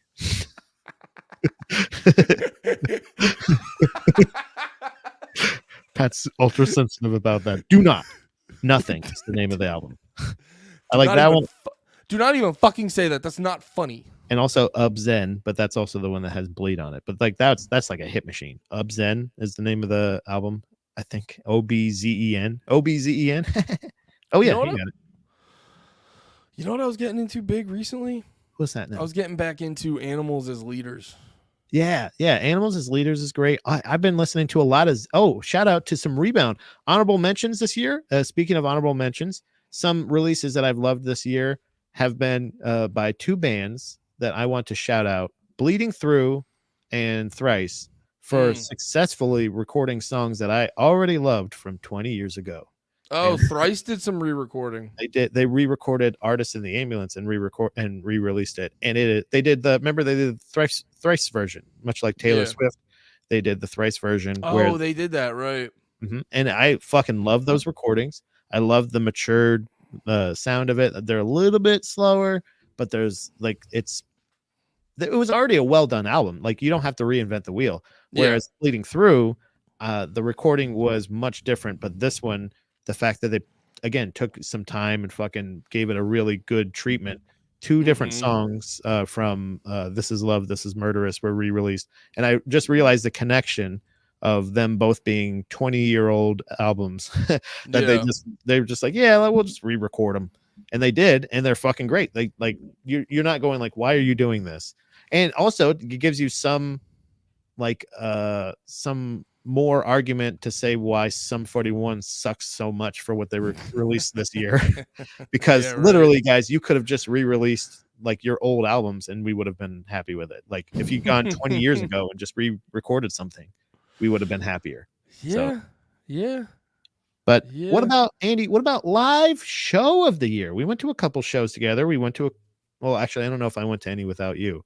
I didn't go to a lot of live shows. We went to Fall of Troy. We went to Christmas Burns Red. We went to all the shows I went to was with you. Okay, so then we did go to all of them. But I would have to say my personal favorite, all of them were great. My personal favorite was when we went to see Jesus Piece in Philadelphia together. Yeah, I think that was a lot of fun. For me, yeah, because it was just like the whole crew was there. It was a perfect damn night. Fucking like you, Lemaire, Deeds. I think Todd was at that. Shout out Todd. Yeah. And his lovely wife, the whole crew was there. Mrs. Mosh. Yeah. Yeah. And then because it was just more fun for me because like I was joking on obviously the Kubla Khan show fucking ruled, but I had done that like nuts workout earlier that day. So I was like, I can't move. My legs are made of cement. I can't move. And I was just able, I had the right amount of 8 Miller Lights at Jesus Piece, and it was so fun. Yeah, Jesus Piece had to have been the best live one. And then we got to see Anxious live. I thought that was really cool. Yeah, Anxious live. Also, like I would say like the Kubla Khan show was great, like the August Burns Red and all this other stuff. Seen Colors live from Between the Buried and Me, but Jesus Piece was just a perfect damn night. It was like one of those things where like the night was beautiful. It reminded me of like going to shows back in the day when like it was like a fun night. Like there was one of those things where it was also just learning of how special of a night that was in general. Like the fact that was a record release party. I didn't realize I had learned so much about Jesus Piece this year, but I still was like, holy shit, this is like a cool thing that's happening. Like I'm excited to be here, but also like I'm really excited to see them live. They did not fucking disappoint. No, so like it was one of those things that like that show, even though Fall of Troy and seeing Zeta and shit like that, talking to some of the guys in Fall of Troy before the show. Fall of Troy was really cool. It was perfect, but it was also like it was like, and like, the fact that they're playing, they did the album thing, that all that shit, like that, it was really fun. Well, but like Jesus Piece was just perfect. You know what was cool with Fall of Troy too? I remember just being at that show, like, man, he really can play and sing at the same time. That's Yeah. fucking, like, it's fucking nuts. Every time you see it, and you're like, it doesn't sound like shit. You're like, at least it could sound like shit. Sometimes you're like, no, he's fucking nailing it. Like, He's it's just yeah, great. What's his name? How do you say his last name? Iraq? Thomas Iraq Yeah, or Thomas whatever. Iraq. Yeah, He like might be one of the most. He might be like one of the top guitarists, at least in the genre. I don't know about ever, but just like one of the top guitarists and singers and shit. He's so fucking good at guitar. It's insane. one of the best, I would say, and like greatest performers. Like he kind of puts together. Like if you think about somebody like Muse and how epic they are as a 3-piece, like Fall of Troy can kind of do that. I feel like not like maybe not to the like they. Wait, I don't listen to Muse. What do you mean by that? Well, the fact that they have a 3-piece and there's so much extra shit that is done by each member of the band. So like the bass player will play guitar or bass, or they'll play bass, but then they'll play keyboards or something like that. The guitar player has like a MIDI board on his built into his guitar. Like he has like weird Really? shit. Yeah, like it's a weird like a I don't know exactly. This is how little I know about all that extra tech shit. It's like there's like a thing that he has on his like a touch screen shit on his actual piece. On his piece? On his piece. It sounded so gay. But like the Oh, that's like, kind of cool. yeah, like I feel like Fall of Troy like could fill that. Like obviously it's a much different genre, much less commercial, but like they have that to me they have that same level of skill and professionalism, and it's so tight, but it's just a different genre of music, and that's why they don't play arenas. It's crazy, but I feel like they have the same presence and skill as Muse, but it's just not harnessed enough because it's not as commercial. You know what I mean? It's not as much. Yeah. But I Yeah. love Fall of Troy, and I love the fact that they still give that much of a. It's like seeing a big time wrestler that you used to watch when you were a kid still giving it all. They're all in a fucking indie show or some shit. You know what I mean? Right. You're like, you have no reason that you have to do this, but like, thank you so much. I really appreciate for you fucking jumping off the top of this fucking. Yeah, that was also just cool for like my childhood, where like I used to listen to the shit out of that album in high school. Mhm. So to be able to like go see it live, Oh, it was so fucking cool. Speaking of the shows we went to, the live shows we went to, did you see Tom got this for me for Christmas? Oh yeah, we got to talk about that. Yeah. Christmas presents. Yeah. That's part of I got some Christmas burn. I got a Christmas Burns Red Yeti Rambler. Yeah, So she showed me that when she bought it. I figured. I knew what you were getting. I figured you knew immediately, but I really appreciated And that. then I told her, I was like, he drinks water? I love water. He's probably gonna fill that with soda, right? This She's like, is vodka, "Probably." but you know, She was like, probably. He's probably just gonna fill it with soda and marshmallows. yeah, I love soda and marshmallows. You know me. Also, big shout out to Zayo this year. I really ignited my love of the band Zayo, and I look forward to possibly seeing them this year. I think they're going Hell on yeah. tour. But yo, Christmas. Did you get any like music related Christmas presents? Because I got a few. I just showed you. I mean, That was it. yeah. I got that. I got the pin as well for the Christmas Burns Red Yeah. thing. But not a ton of gifts. I didn't really get a lot of presents this year. I got that stuff, and basically for myself. Dom also made me a shirt that has a picture of all my kitty cats on it, and it's like in that old file or that old style of like the old 90s thing. You know what I'm saying? It says Kitty Pleaser. I think I wore it on the last episode. But that's Oh pretty yeah, much you wore that. You wore that to the Phantom Power show. Yeah, that too. Yeah, I wear it a lot. Yeah, I wear it all the time. But that's pretty No, much it. I got no. So I must have been a chill ass husband this year because Steph fucking spoiled your boy. Oh wow. And dude, it was so funny because I'm opening presents and I open this one, and it's like an Every Time I Die Christmas shirt. I'm like, cool. And I'm like, hell yeah, this is so cool. Nice shirt. She's got all the 3X's, so they fit me so good. Perfect. And then I open another one, And then it's a blue every time I die shirt that says like Buffalo Hardcore on the back. And then I open the next present and it's a gray every time I die shirt. And you're like, did you just pack up my closet? and then I open the fourth one and it's a fucking sick ass black every time I die long sleeve. So I got. Did you do the spoiled kid thing where you like grabbed them and you were like, they're fucking many eyes now. They're many eyes and there's better lovers. God. Well, no, I was actually, so this was really funny. I was thrown off because I go, is this like, because she told me, she said she signed up for their mailing list and they hit her up and they're like, here's some Christmas deals. And I looked and the one shirts, I think the shirt said like Christmas 2023. And I go, wait, these are all like new shirts? And she's like, yeah, they put out, and the one I recognized from a while ago, there's like one with a devil on it that they sell regularly. Yeah. But then I think some of them were new and shit. And, were like new designs. And I just start laughing and she's like, what? And I go, well, they can't be that mad at each other. Right. They can't be that mad at each other if they are still selling merch a year after the band broke up. I mean, how many songs have they put out this year? None. And they're putting out new shirts.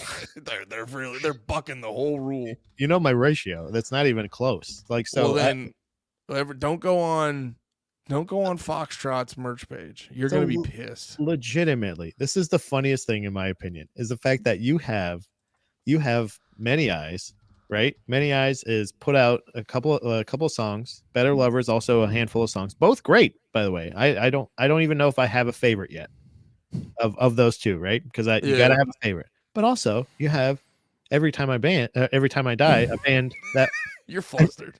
Every Time I Die, a band that is no longer, right? But still has this huge catalog and everything. So I guess for whoever doesn't want to play favorites, you can get your Many Eyes shirt, you can get your Better Lover shirt, and then you can double dip and get your Every Time I Die shirts. It's crazy. It's like it's genius. They are tripling up. This is actually probably making up for their what's it called? What do they do? Tid the season. Yeah. Their Every Time I Die Christmas thing, which I didn't even realize that was what Christmas Burns read. They do it every fucking year. That's pretty cool. So it's I think they're triple dipping, and I can't wait to see the Better Lovers Christmas spectacular and then the Many Eyes New Year's Eve extravaganza, and all of the exhausted fans that are like, we can't just keep supporting both you guys. Well, that's the beauty of supply and demand. Is people keep wanting them. I was really hoping that maybe you would have gotten me a Better Lovers or Many Eyes shirt for Christmas, but you know, I'm spending $40 on the thing you're fucking autistically shitting on. You don't know which one I'm a fan of yet, I guess. That's probably why. That's why you didn't do it. You don't deserve one. No, I deserve one. I deserve both of them. Oh, but I was laughing. I was doing the math afterward. Oh, by the way, the one Every Time I Die shirt's so sick because it's that style of the hardcore shirt where logo on the front, picture on the back, and like black and white picture on the back, and then like top and bottom it just says Buffalo Hardcore. Yeah. I got one of those. That one's like, I think that one was my favorite out of the bunch. But yeah, I'm trying to remember. I don't know if there was any other like music related Christmas presents I got. That's pretty cool though.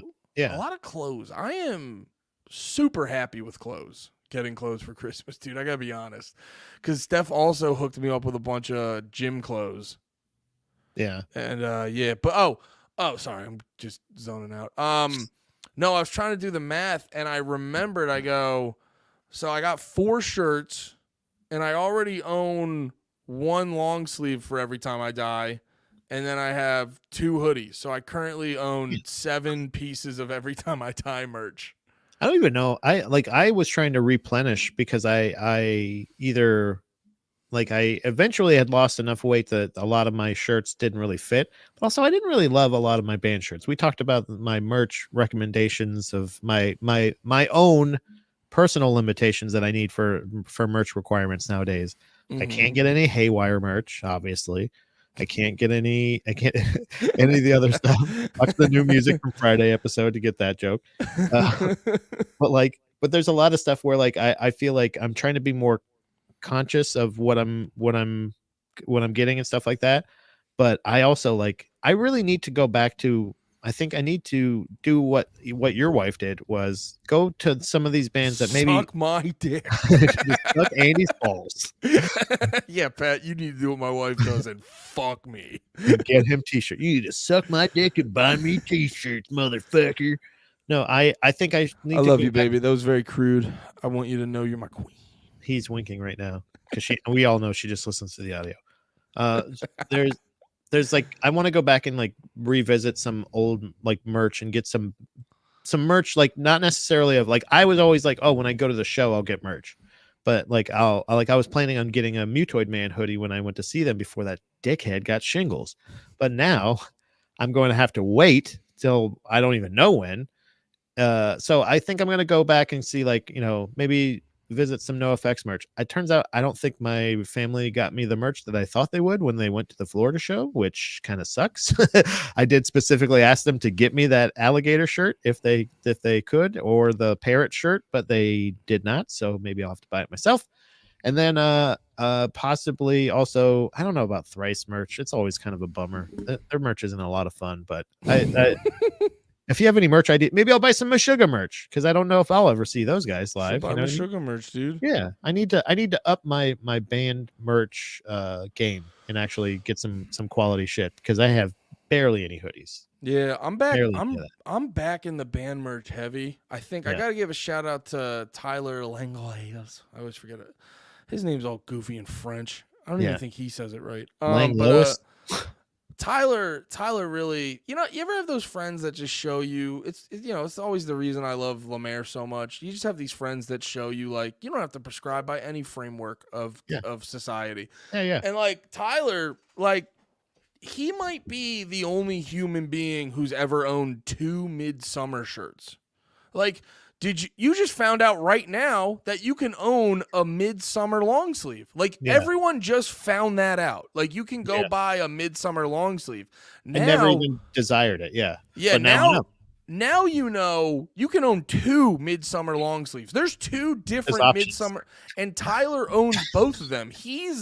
Tyler is. Do you mind? I'm just kidding. It's a fucking joke. Yeah, just me, just the Andy show. But no, like Tyler, he might be the only human in existence that has 2 Midsummer shirts, and I just go, oh, there's no rules to this. You can just do whatever you want. Yeah, when I and saw so for the longest time, I was just very anti band shirts. I thought it was a kid thing, and I go, no, I can own band shirts. I can just do that. I can just buy band shirts and as many as I want. Now you're at because when I was a kid, the limitation was, do you want to? There was very little merch money left over. I always tried to have some in case there was something I wanted, and there was always something I wanted.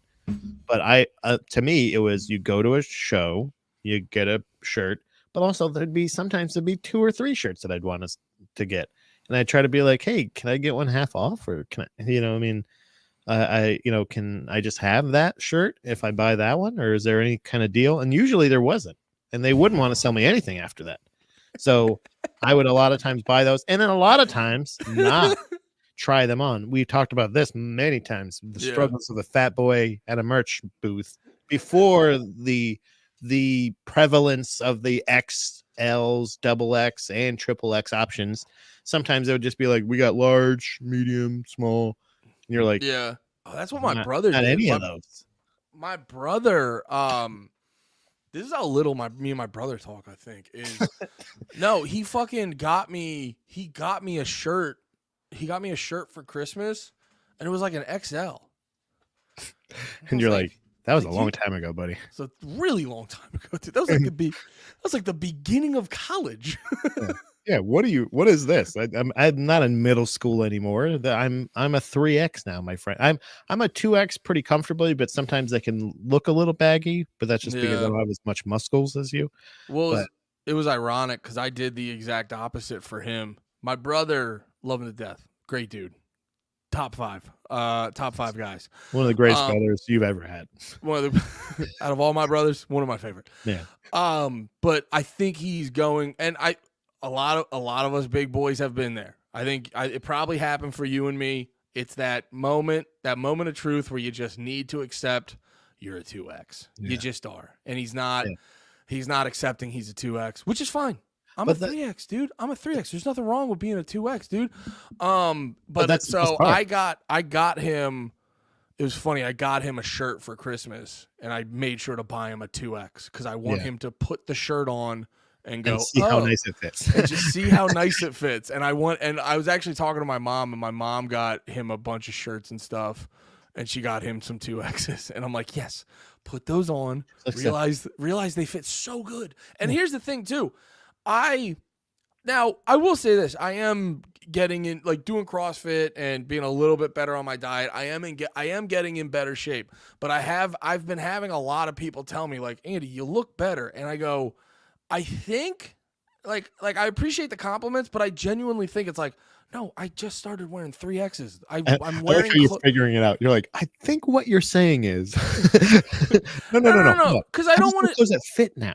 I don't want for real though. I don't want to just be, because it is annoying to just be like, no. Nothing good actually happened. It's actually, no, I'll totally acknowledge. Like I'm getting in better shape, but also at the same time, I'm wearing clothes that, because my shoulders are broad and I still got the belly and stuff. I'm wearing clothes that fit me better.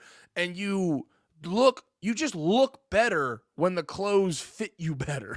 Right. Yeah. I think that's the point that the point you're making is essentially is when you're not only, you just gotta look, you gotta feel better. You gotta feel good if you want to look good. So if you are wearing clothes that are so tight that you don't feel confident eating in them, or sitting down, you don't look the same sitting down, or you wear the overshirt, usually like this, you know what I'm saying? Over or undershirt. Usually that means you're wearing the wrong size clothes. Mm-hmm. That's usually what that means. Yeah. So like I found out during the pandemic that there was no such thing as an overshirt. That was just a button-up shirt that doesn't close. You're just basically wearing two different shirts that don't fit differently. So like your brother is somebody who's in that realm where he's just like, no, I still wear the same shirts I wore in high school. It's like, buddy, let's just try it. Just try it on. Like my mom used to do that when we used to go shopping. She just try it on. Just see what it feels like. And you're like, I've been noticing it too. You just look better. Yeah. And but that's the thing, you feel better. So you're carrying yourself differently. And if you're here's the thing. Okay. Like, cause this is actually, I was a little self-conscious about this one because this one is a 2X and just the cut of it's a little more snug, but I feel like because it's black, you haven't really seen the titties as much. But like, oh no, they're there. I still got the gals. But here's the thing: when I throw on the 3X, you don't see the gals like that. So I just look like a husky dude. You're not aware that I still got a little bit of titty left. Yeah, I think that's the most important thing is like having the clothes that, like, if they're just more comfortable, like also like there's a lot of different a 2X is different for each company and a 3X is different. So like sometimes you'll get a 3X and it'll just be like super baggy and crazy, like almost like a hockey jersey on you. Like shit like that kind of frustrates me sometimes, but I've gone with, it can be a little bit tighter as long as it's a long sleeve. Usually I've gone with until I tighten up those arms. I think when we get to Austin, buddy, me and you, we need to get on a pump regimen, if you know what I'm talking about. And I'm not just talking about gay sex. I'm talking about me and you showing me how to do that. What's the one lift? Like the one, right. I want lifts. Wait. I'm just, as a man who's been working out as a man. No. Can I finish? Yep. As a man, I want you to finish in me. Yeah. As a man who's been working out consistently for the past year and a half to 2 years, we are not getting on a pump regimen. No. You can join me on my pump regimen that's been going on consistently. Yeah. But we are not. Are you going to be in 75-pound range like me? Something like that? The what? 75 pound, maybe 75 to a hundo. I don't know how much I can pump. Probably a lot. What are you even saying? Is that a lot? I don't know how much. In what I don't, context? I don't know. There's so many ways to pump. There's some Uh, versions where that's a lot, and there's some if it's my versions where that's legs, nothing. If it's my legs, it's a lot. I can be like basically Jalen Hurts. If it's a If- squat, I can If do all that. you can do with your legs is 75 to 100, that is not a lot, even remotely. No, I'm talking about pump. I'm talking about arms. I'm wearing long sleeves. My goal is long sleeves. Overhead shoulder so press? they don't- No, I'm laying down. Oh, bench press. Imagine I'm laying down.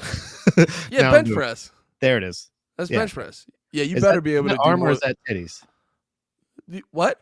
Is that arms or titties? Is that which one does that work? Your arms or your titties? Also, this is why I can't have a trainer because they call them titties. What are they? Pecs.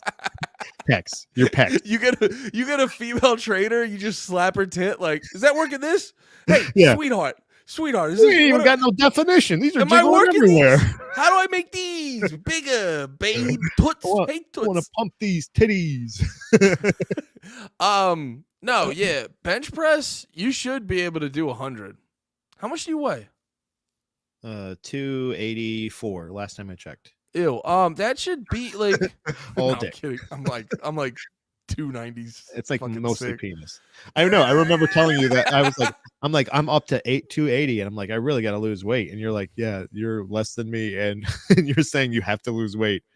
I remember you saying that, Dude, That's I've really so heard good. this is why I'm trying to get jacked. Is I've heard so many people talk about when they hit my weight, they're like, that's when I realized I hit rock bottom. And I'm like, can we stop? Can everyone's rock bottom stop being my constant weight? Yeah, man. I just remember when I looked like that, like they're just pointing at you. Like when I look like him, like that's basically when I was like, whoa, this is Dude. too much. I feel bad for my wife. That's one of the best Nate Bargatze jokes, where he got like he has a joke about getting P90X or something, and Yeah. they show the before photo, and Nate Bargatze's like, does he have a program? Because I just want to look like that Oh, guy. that's good enough. I can go there. Yeah, Yeah, that's good. I want to be the before photo. I'm not even that. yeah. Yeah, no, Pat. Well, yeah, you should. We'll get on the Hey, pump for that shit. Well, you work out too. You do the jujitsu. Yeah, I can teach you how to kill people. I would like that. Okay, yeah, I'll teach you. I would like that. You pump me, and then I'll show you how to kill. Yeah, I'll pump you and you can kill me. Yeah, pump me up, baby. Your bench is probably not bad because if I you're think I honestly think it's close to 100 pounds, if that. well, then we got to get in the gym. How much That's is the bar? crazy. The bar's 45. Yeesh. Yeah, it's gonna be. right. All right, yeah, dude. We're 45 getting pounds. We're getting you on a pump. Give me 45 pounds. The bar's just 45 by itself.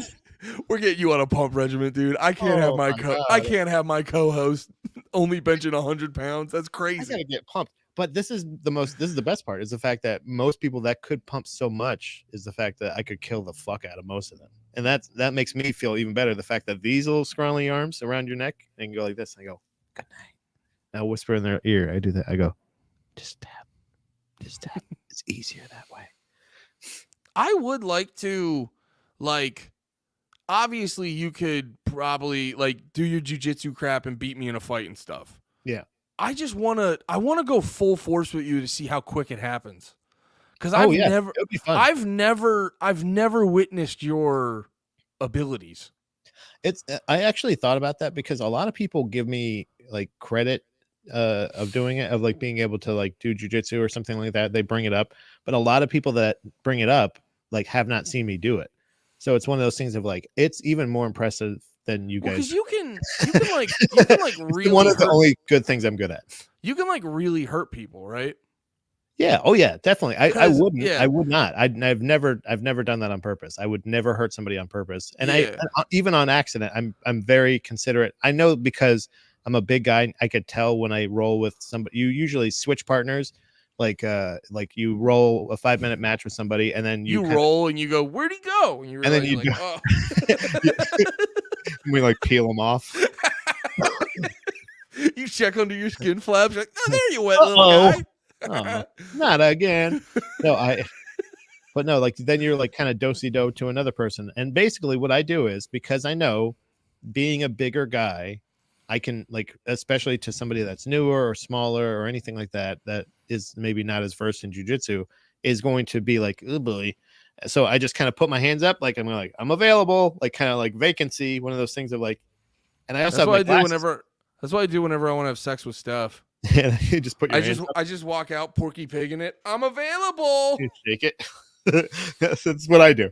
But I like it's, but also I can tell like sometimes when you start to roll with somebody, like how like nervous and like tight they are and stuff like that, because like I don't like, essentially it's like sounds bad, but it's like I don't want to get squished by this guy. I don't want to get, whatever. But I am a considerate partner, but I absolutely could hurt people easily. Because that's the I do funny it to Tom a thing. lot. That's the hell yeah, dude. That's the funny thing about you is I always joke you're like if you bought a Build-A-Bear but they put a fucking knife inside of it.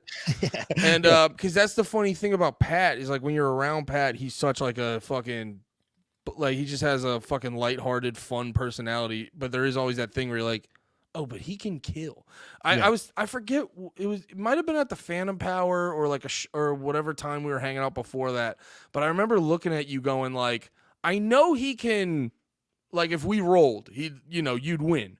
Yeah. But I want to know how quickly you would win. I would absolutely, I would love to do that. And you like, because it would be fun, like no matter what, because I would like, one of the best things to do after you've learned how to fight is to actively like not pursue a fight.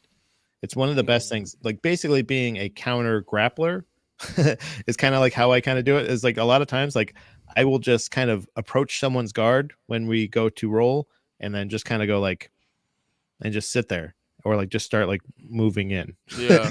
It's one of those things because it's usually the faster you go or the harder you try to attack, the easier it's going to be on me, because like the less so like essentially me not doing anything and you just coming at me is essentially exactly what I want to happen, because it gives me full permission. So it would be one of those things that we could do it in a safe environment. All we need is some pads on the floor, at one of our gyms or something like that, and whatever you feel comfortable grappling in.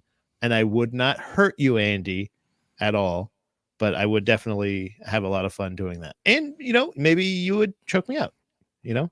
Maybe. I don't know. It's hard to tell because it's like I don't have any formal like fight training. So if it was just a pure win this fight, yeah, like if we were anywhere, I'd immediately just be like, where's the thing I can grab and hit you with it? You would play dirt. Yeah, exactly. And that would be that's the concern, I think, of most people once they learn to fight, is like one of those things that if you're in a place where it's not a safe environment, it's not padded, and there are weapons available, or they are not going to follow any kind of rule set, it can be a little bit more dangerous. So then I would be a little bit more proactive about attacking you, I think. And that's why, that's why I think about that. Like, you ever see, there's like this one TikTok where it's like every dude walking into a room, or it'll be like girls walking into a room versus dudes walking into a room.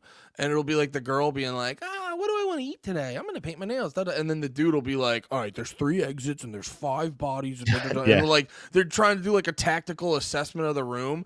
And then you'll see stuff where I forget. You know what? My brain's going all over the place. Because I think it's so you think about stuff like that, and you think about dudes getting like, dudes will always say like learn jujitsu so you can learn how to fight, and I always go to that. And if we're thinking like let's take honor out of it, blah blah blah. If we're just thinking from a perspective of like winning a fight or getting out of a situation alive, it's like, yeah, I'd either carry a gun or just look for something fucking heavy or something that. And then then it makes you think where like, well, then how good is your jujitsu? It just makes you think of all the different scenarios of actually getting into violence. And like, and I'm not shitting on jujitsu. I think that wasn't me shitting on jujitsu. I think it seems like it rules. It seems like it's also a great therapeutic thing. Seems like a great way to get herpes. Like, there's a lot of pluses. You can get a lot of skin. I told Dom when we moved to Austin, I was like, I want to fucking get a gun. and she's like, really? She's like, because I've always, you know me, I'm one of those people that are like, I personally don't like them, but it's one of those things of like, I also never really felt the need. There, I feel like, no, yeah, I feel like it would be the smart option would be to have a gun because everybody has a gun. And I told her, I said, look, I can protect myself. Speaking of jujitsu, this is why I don't take any offense by what you say, is the fact that like as a grappling art, it's my favorite martial art.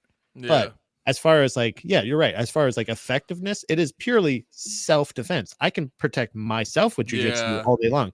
With a gun, obviously it changes anyway, which is I will send you a funny video on Instagram. There's a theme that I've seen a couple of times that I want to start doing in class where two guys are just in the middle of a match and the person filming just walks up and throws down a rubber gun. And like then as soon as it's down, one of them has to get it, and then they're the winner. Like that's it. It's over. Yeah. Like one of them has to get the gun. So, but like I said, I can protect myself with jujitsu, but I can't protect you with jujitsu. So unless you learn jujitsu to protect yourself, also, I will feel less compelled. But as far as I'm concerned, like if a whole state has guns and they can just walk up and go knock on your door and go get out and you're gonna just go, oh, okay, sorry. Like jujitsu is not gonna do anything there, you know what I'm saying? Yeah. And I also too, it's like thinking about all those different variables, it just makes me realize, I go, and this isn't the fun flashy answer, but I go, that's why conflict resolution and de-escalation is the best bet. Just do whatever you can. That's why it's like, bro, if with the exception of if someone like slapped your girl's ass and you're like, well, let's de-escalate and get it. It's like, no, you gotta kill that guy. You're like, hey, not literally, for legal reasons, not literally, but break your hand. Yeah, I have to make this not work anymore. Yes, but no, but like, all jokes aside, that's why you realize you're like, yeah, at the end of the day, it's just better to do what you can to de-escalate the situation. Like, let's not have a fight. We don't, because it's like, God forbid you have a fucking $1 million baby situation. Like, you're not even trained, but you push a guy and then he fucking hits his head the weird way. You know what I mean? It's like, it's not the fun. Everyone wants to have a cool fight story, but I think if we're being real, it's yeah. What else did I want to say about that? Sorry, go ahead. Jiu-jitsu. Well, just in general, like the fact that like, so like I understand that there's effectiveness. That's what the UFC was always about, and the thing that I always loved, and the thing that has been with me since childhood has been the Kumite style of whose style is best, who's got the best skills. And like you can only put it to the test by saying like, okay, this worldwide network of fighters is contacted to fight against this guy from this country, you got this guy, and we'll find out who's the best. Like that's what it was starting out. So like, but it all kind of starts with that grappling, whether it be Greco-Roman or anything like that. That's why I always thought it was funny that they use shoes in wrestling, because I'm like, they definitely didn't start with shoes. Like if they're fighting from the time before they had shoes, how can they all of a sudden add shoes and be like, you know what I'm talking about? Are you talking about like WWE wrestling? No, I'm talking about like NCAA, like the people that wear like the little unitard. Yeah, they have like little soft Reeboks. They're cool looking shoes, but they wear shoes on the mat. And in jiu-jitsu, we're always taught no shoes on the mat. So it's like one of those things that like, it's so funny that the correlation of grappling has been like shoes, no shoes. I feel like there should be no shoes in wrestling. They're not like just regular sneakers. They're like softer and they're like specially made for that. They don't wear them really anywhere else, but it's one of those things that like gross. I don't know. What are you doing? Take your shoes off, you fucking weirdos. So that was my biggest thing about learning jiu-jitsu and why I think it's my favorite art, is the fact that my biggest fear growing up, I was always very anxious about getting into altercations or fights. And I always used humor to de-escalate or just in general, just to not escalate at all. Like never get to that point. Yeah. Just never get there and just be like, gotta go, bye. Head down, get through it, survive, out of here. Yeah. But my biggest fear was leaving the house. A lot of times in Florida, growing up in Florida, like I did, we love to wear flip-flops. And my biggest fear was leaving the house in flip-flops and getting into a fight, or getting somebody wanting to fight me and me not only not knowing how to fight, but now not effectively being able to run away because I'm in flip-flops. That's so funny. Now I told Dom, I was like, now I know how to fight barefoot. I'll just take my flip-flops off and go, come on, let's go. I'm more comfortable fighting you barefoot than I am with shoes on anyway. So Dude, I'll do that. that's also such a badass way to fuck someone up. Just they're Barefoot? like, Yeah. no. Going barefoot from flip flops because you get in your stance and then Kick 'em off. you just get a. Flip flop. Oh, I remember. Even use it as a distraction. Yeah. I remember what originally got me like pondering this whole thing a while ago. Like, Yeah. what's the best thing to do? And I think at the end of the day, it's like it's all the things. Learn jujitsu, buy a gun, learn conflict resolution, like do all the things. But so I was at my buddy's bachelor party a while ago, and we were watching UFC. And we were all, because I forget who the dude was, badass motherfucker was fucking this dude up. And it's like the one guy at the party, there was probably 8 of us, I want to say. There's 8 of us. And the one dude at the party was like, that dude could fuck all of us up. And I was just like, wait, what? No, he can't. And he's like, yeah, he's stronger than all of us. I go, no, he's stronger than all of us individually. But like, yeah. but like, what do you mean he could? Here's the thing. Like in this room right here, if the guy showed up, like, like 2 or 3 of you are getting fucked up. Yeah. But like while he's doing that, I'll get a chair and hit him with it. You know what I mean? It's like if we're just talking about how to neutralize the situation, Right. You know what I mean? It's like, and that's like that weird dichotomy of all this fighting shit. You could be the baddest motherfucker in the world, but if someone just while you're not looking hits you with a bat, if somebody doesn't have honor, you know what I mean? If somebody's like, there's rules to this, like, no, it's a fucking street fight. I don't give a shit. I'm gonna kick him on the head. Like, you know what I'm saying? Like, he's getting up. Like, it's like one of those things of like, this isn't the fucking UFC. This is not professional mixed martial arts. Yeah. We are fighting. This is a fight. So if this guy wants to fight with you, and we all know he can kick the shit out of you, you know what I mean? And you can't get away from it. Yeah, it's going to be our responsibility to peel him off of you and try to kill him collectively, because dude, we like, cannot do it alone. I'm sorry, dude. If Obviously that's not real. We would never kill anybody. Yeah, I'm not telling anyone to get into sick ass fights. That would not be sick. No. But no, like it's this weird thing where I love the whole idea of like honor in a street fight, and it's like, no, I don't know if you are getting fucked up. And you just, I'm not just gonna watch you be on the ground get fucked up. I'm gonna punt the guy. Like, I don't know. Right. Yeah. It's one of those things that if you're, because that's another thing too, is a lot of people, and this is why. So I think this is the funniest thing that you say is truly, I am not advocating violence. I think the more I've learned to fight, like by taking mixed like kickboxing classes, like mixed martial arts classes, having a couple rounds, just with my training partners in the cage, you know what I mean? Going like maybe 30 to 40% in the cage with actual like amateur fighters and stuff like that. You kind of learn that like you're probably a little tougher than you think. You can take a little bit more with still de-escalating a situation. You know what I'm saying? Like, it doesn't have to be immediately if somebody gets too, because a lot of times what happens is people are scared in those situations. I've learned, I think, through combat sports and stuff like that, by training this shit, is conflict resolutions, because you know how hard it is to fight somebody. Yeah. You know how hard it is and how much you can potentially hurt yourself. I better not get into a fight in a haunted house. I'm fucked. I'm going to be super scared. Stop. Now I'm double scared. You're just punching everybody. But you're least effective, you're most impulsive, and you're most you have that heightened like heart rate and shit like that. You're not in a good situation for decision making in general. Yeah. But if you are more comfortable in protecting yourself, it's not that you're not going to have a heightened heart rate, and you're not going to be, but you're going to be more prepared for decision making in those scenarios, because you have the thing. And usually your decision is, and what jujitsu kind of teaches, is how to de-escalate, how to, like, again, you choke somebody out, you let them go, and you get the fuck out of there. You leave. Yeah. But that's the thing, is a lot of times in street fights, people like to gang up on people. Certain people like to gang up on people a lot. Right, I'm just saying. All right, dude, stop listening to so much haywire.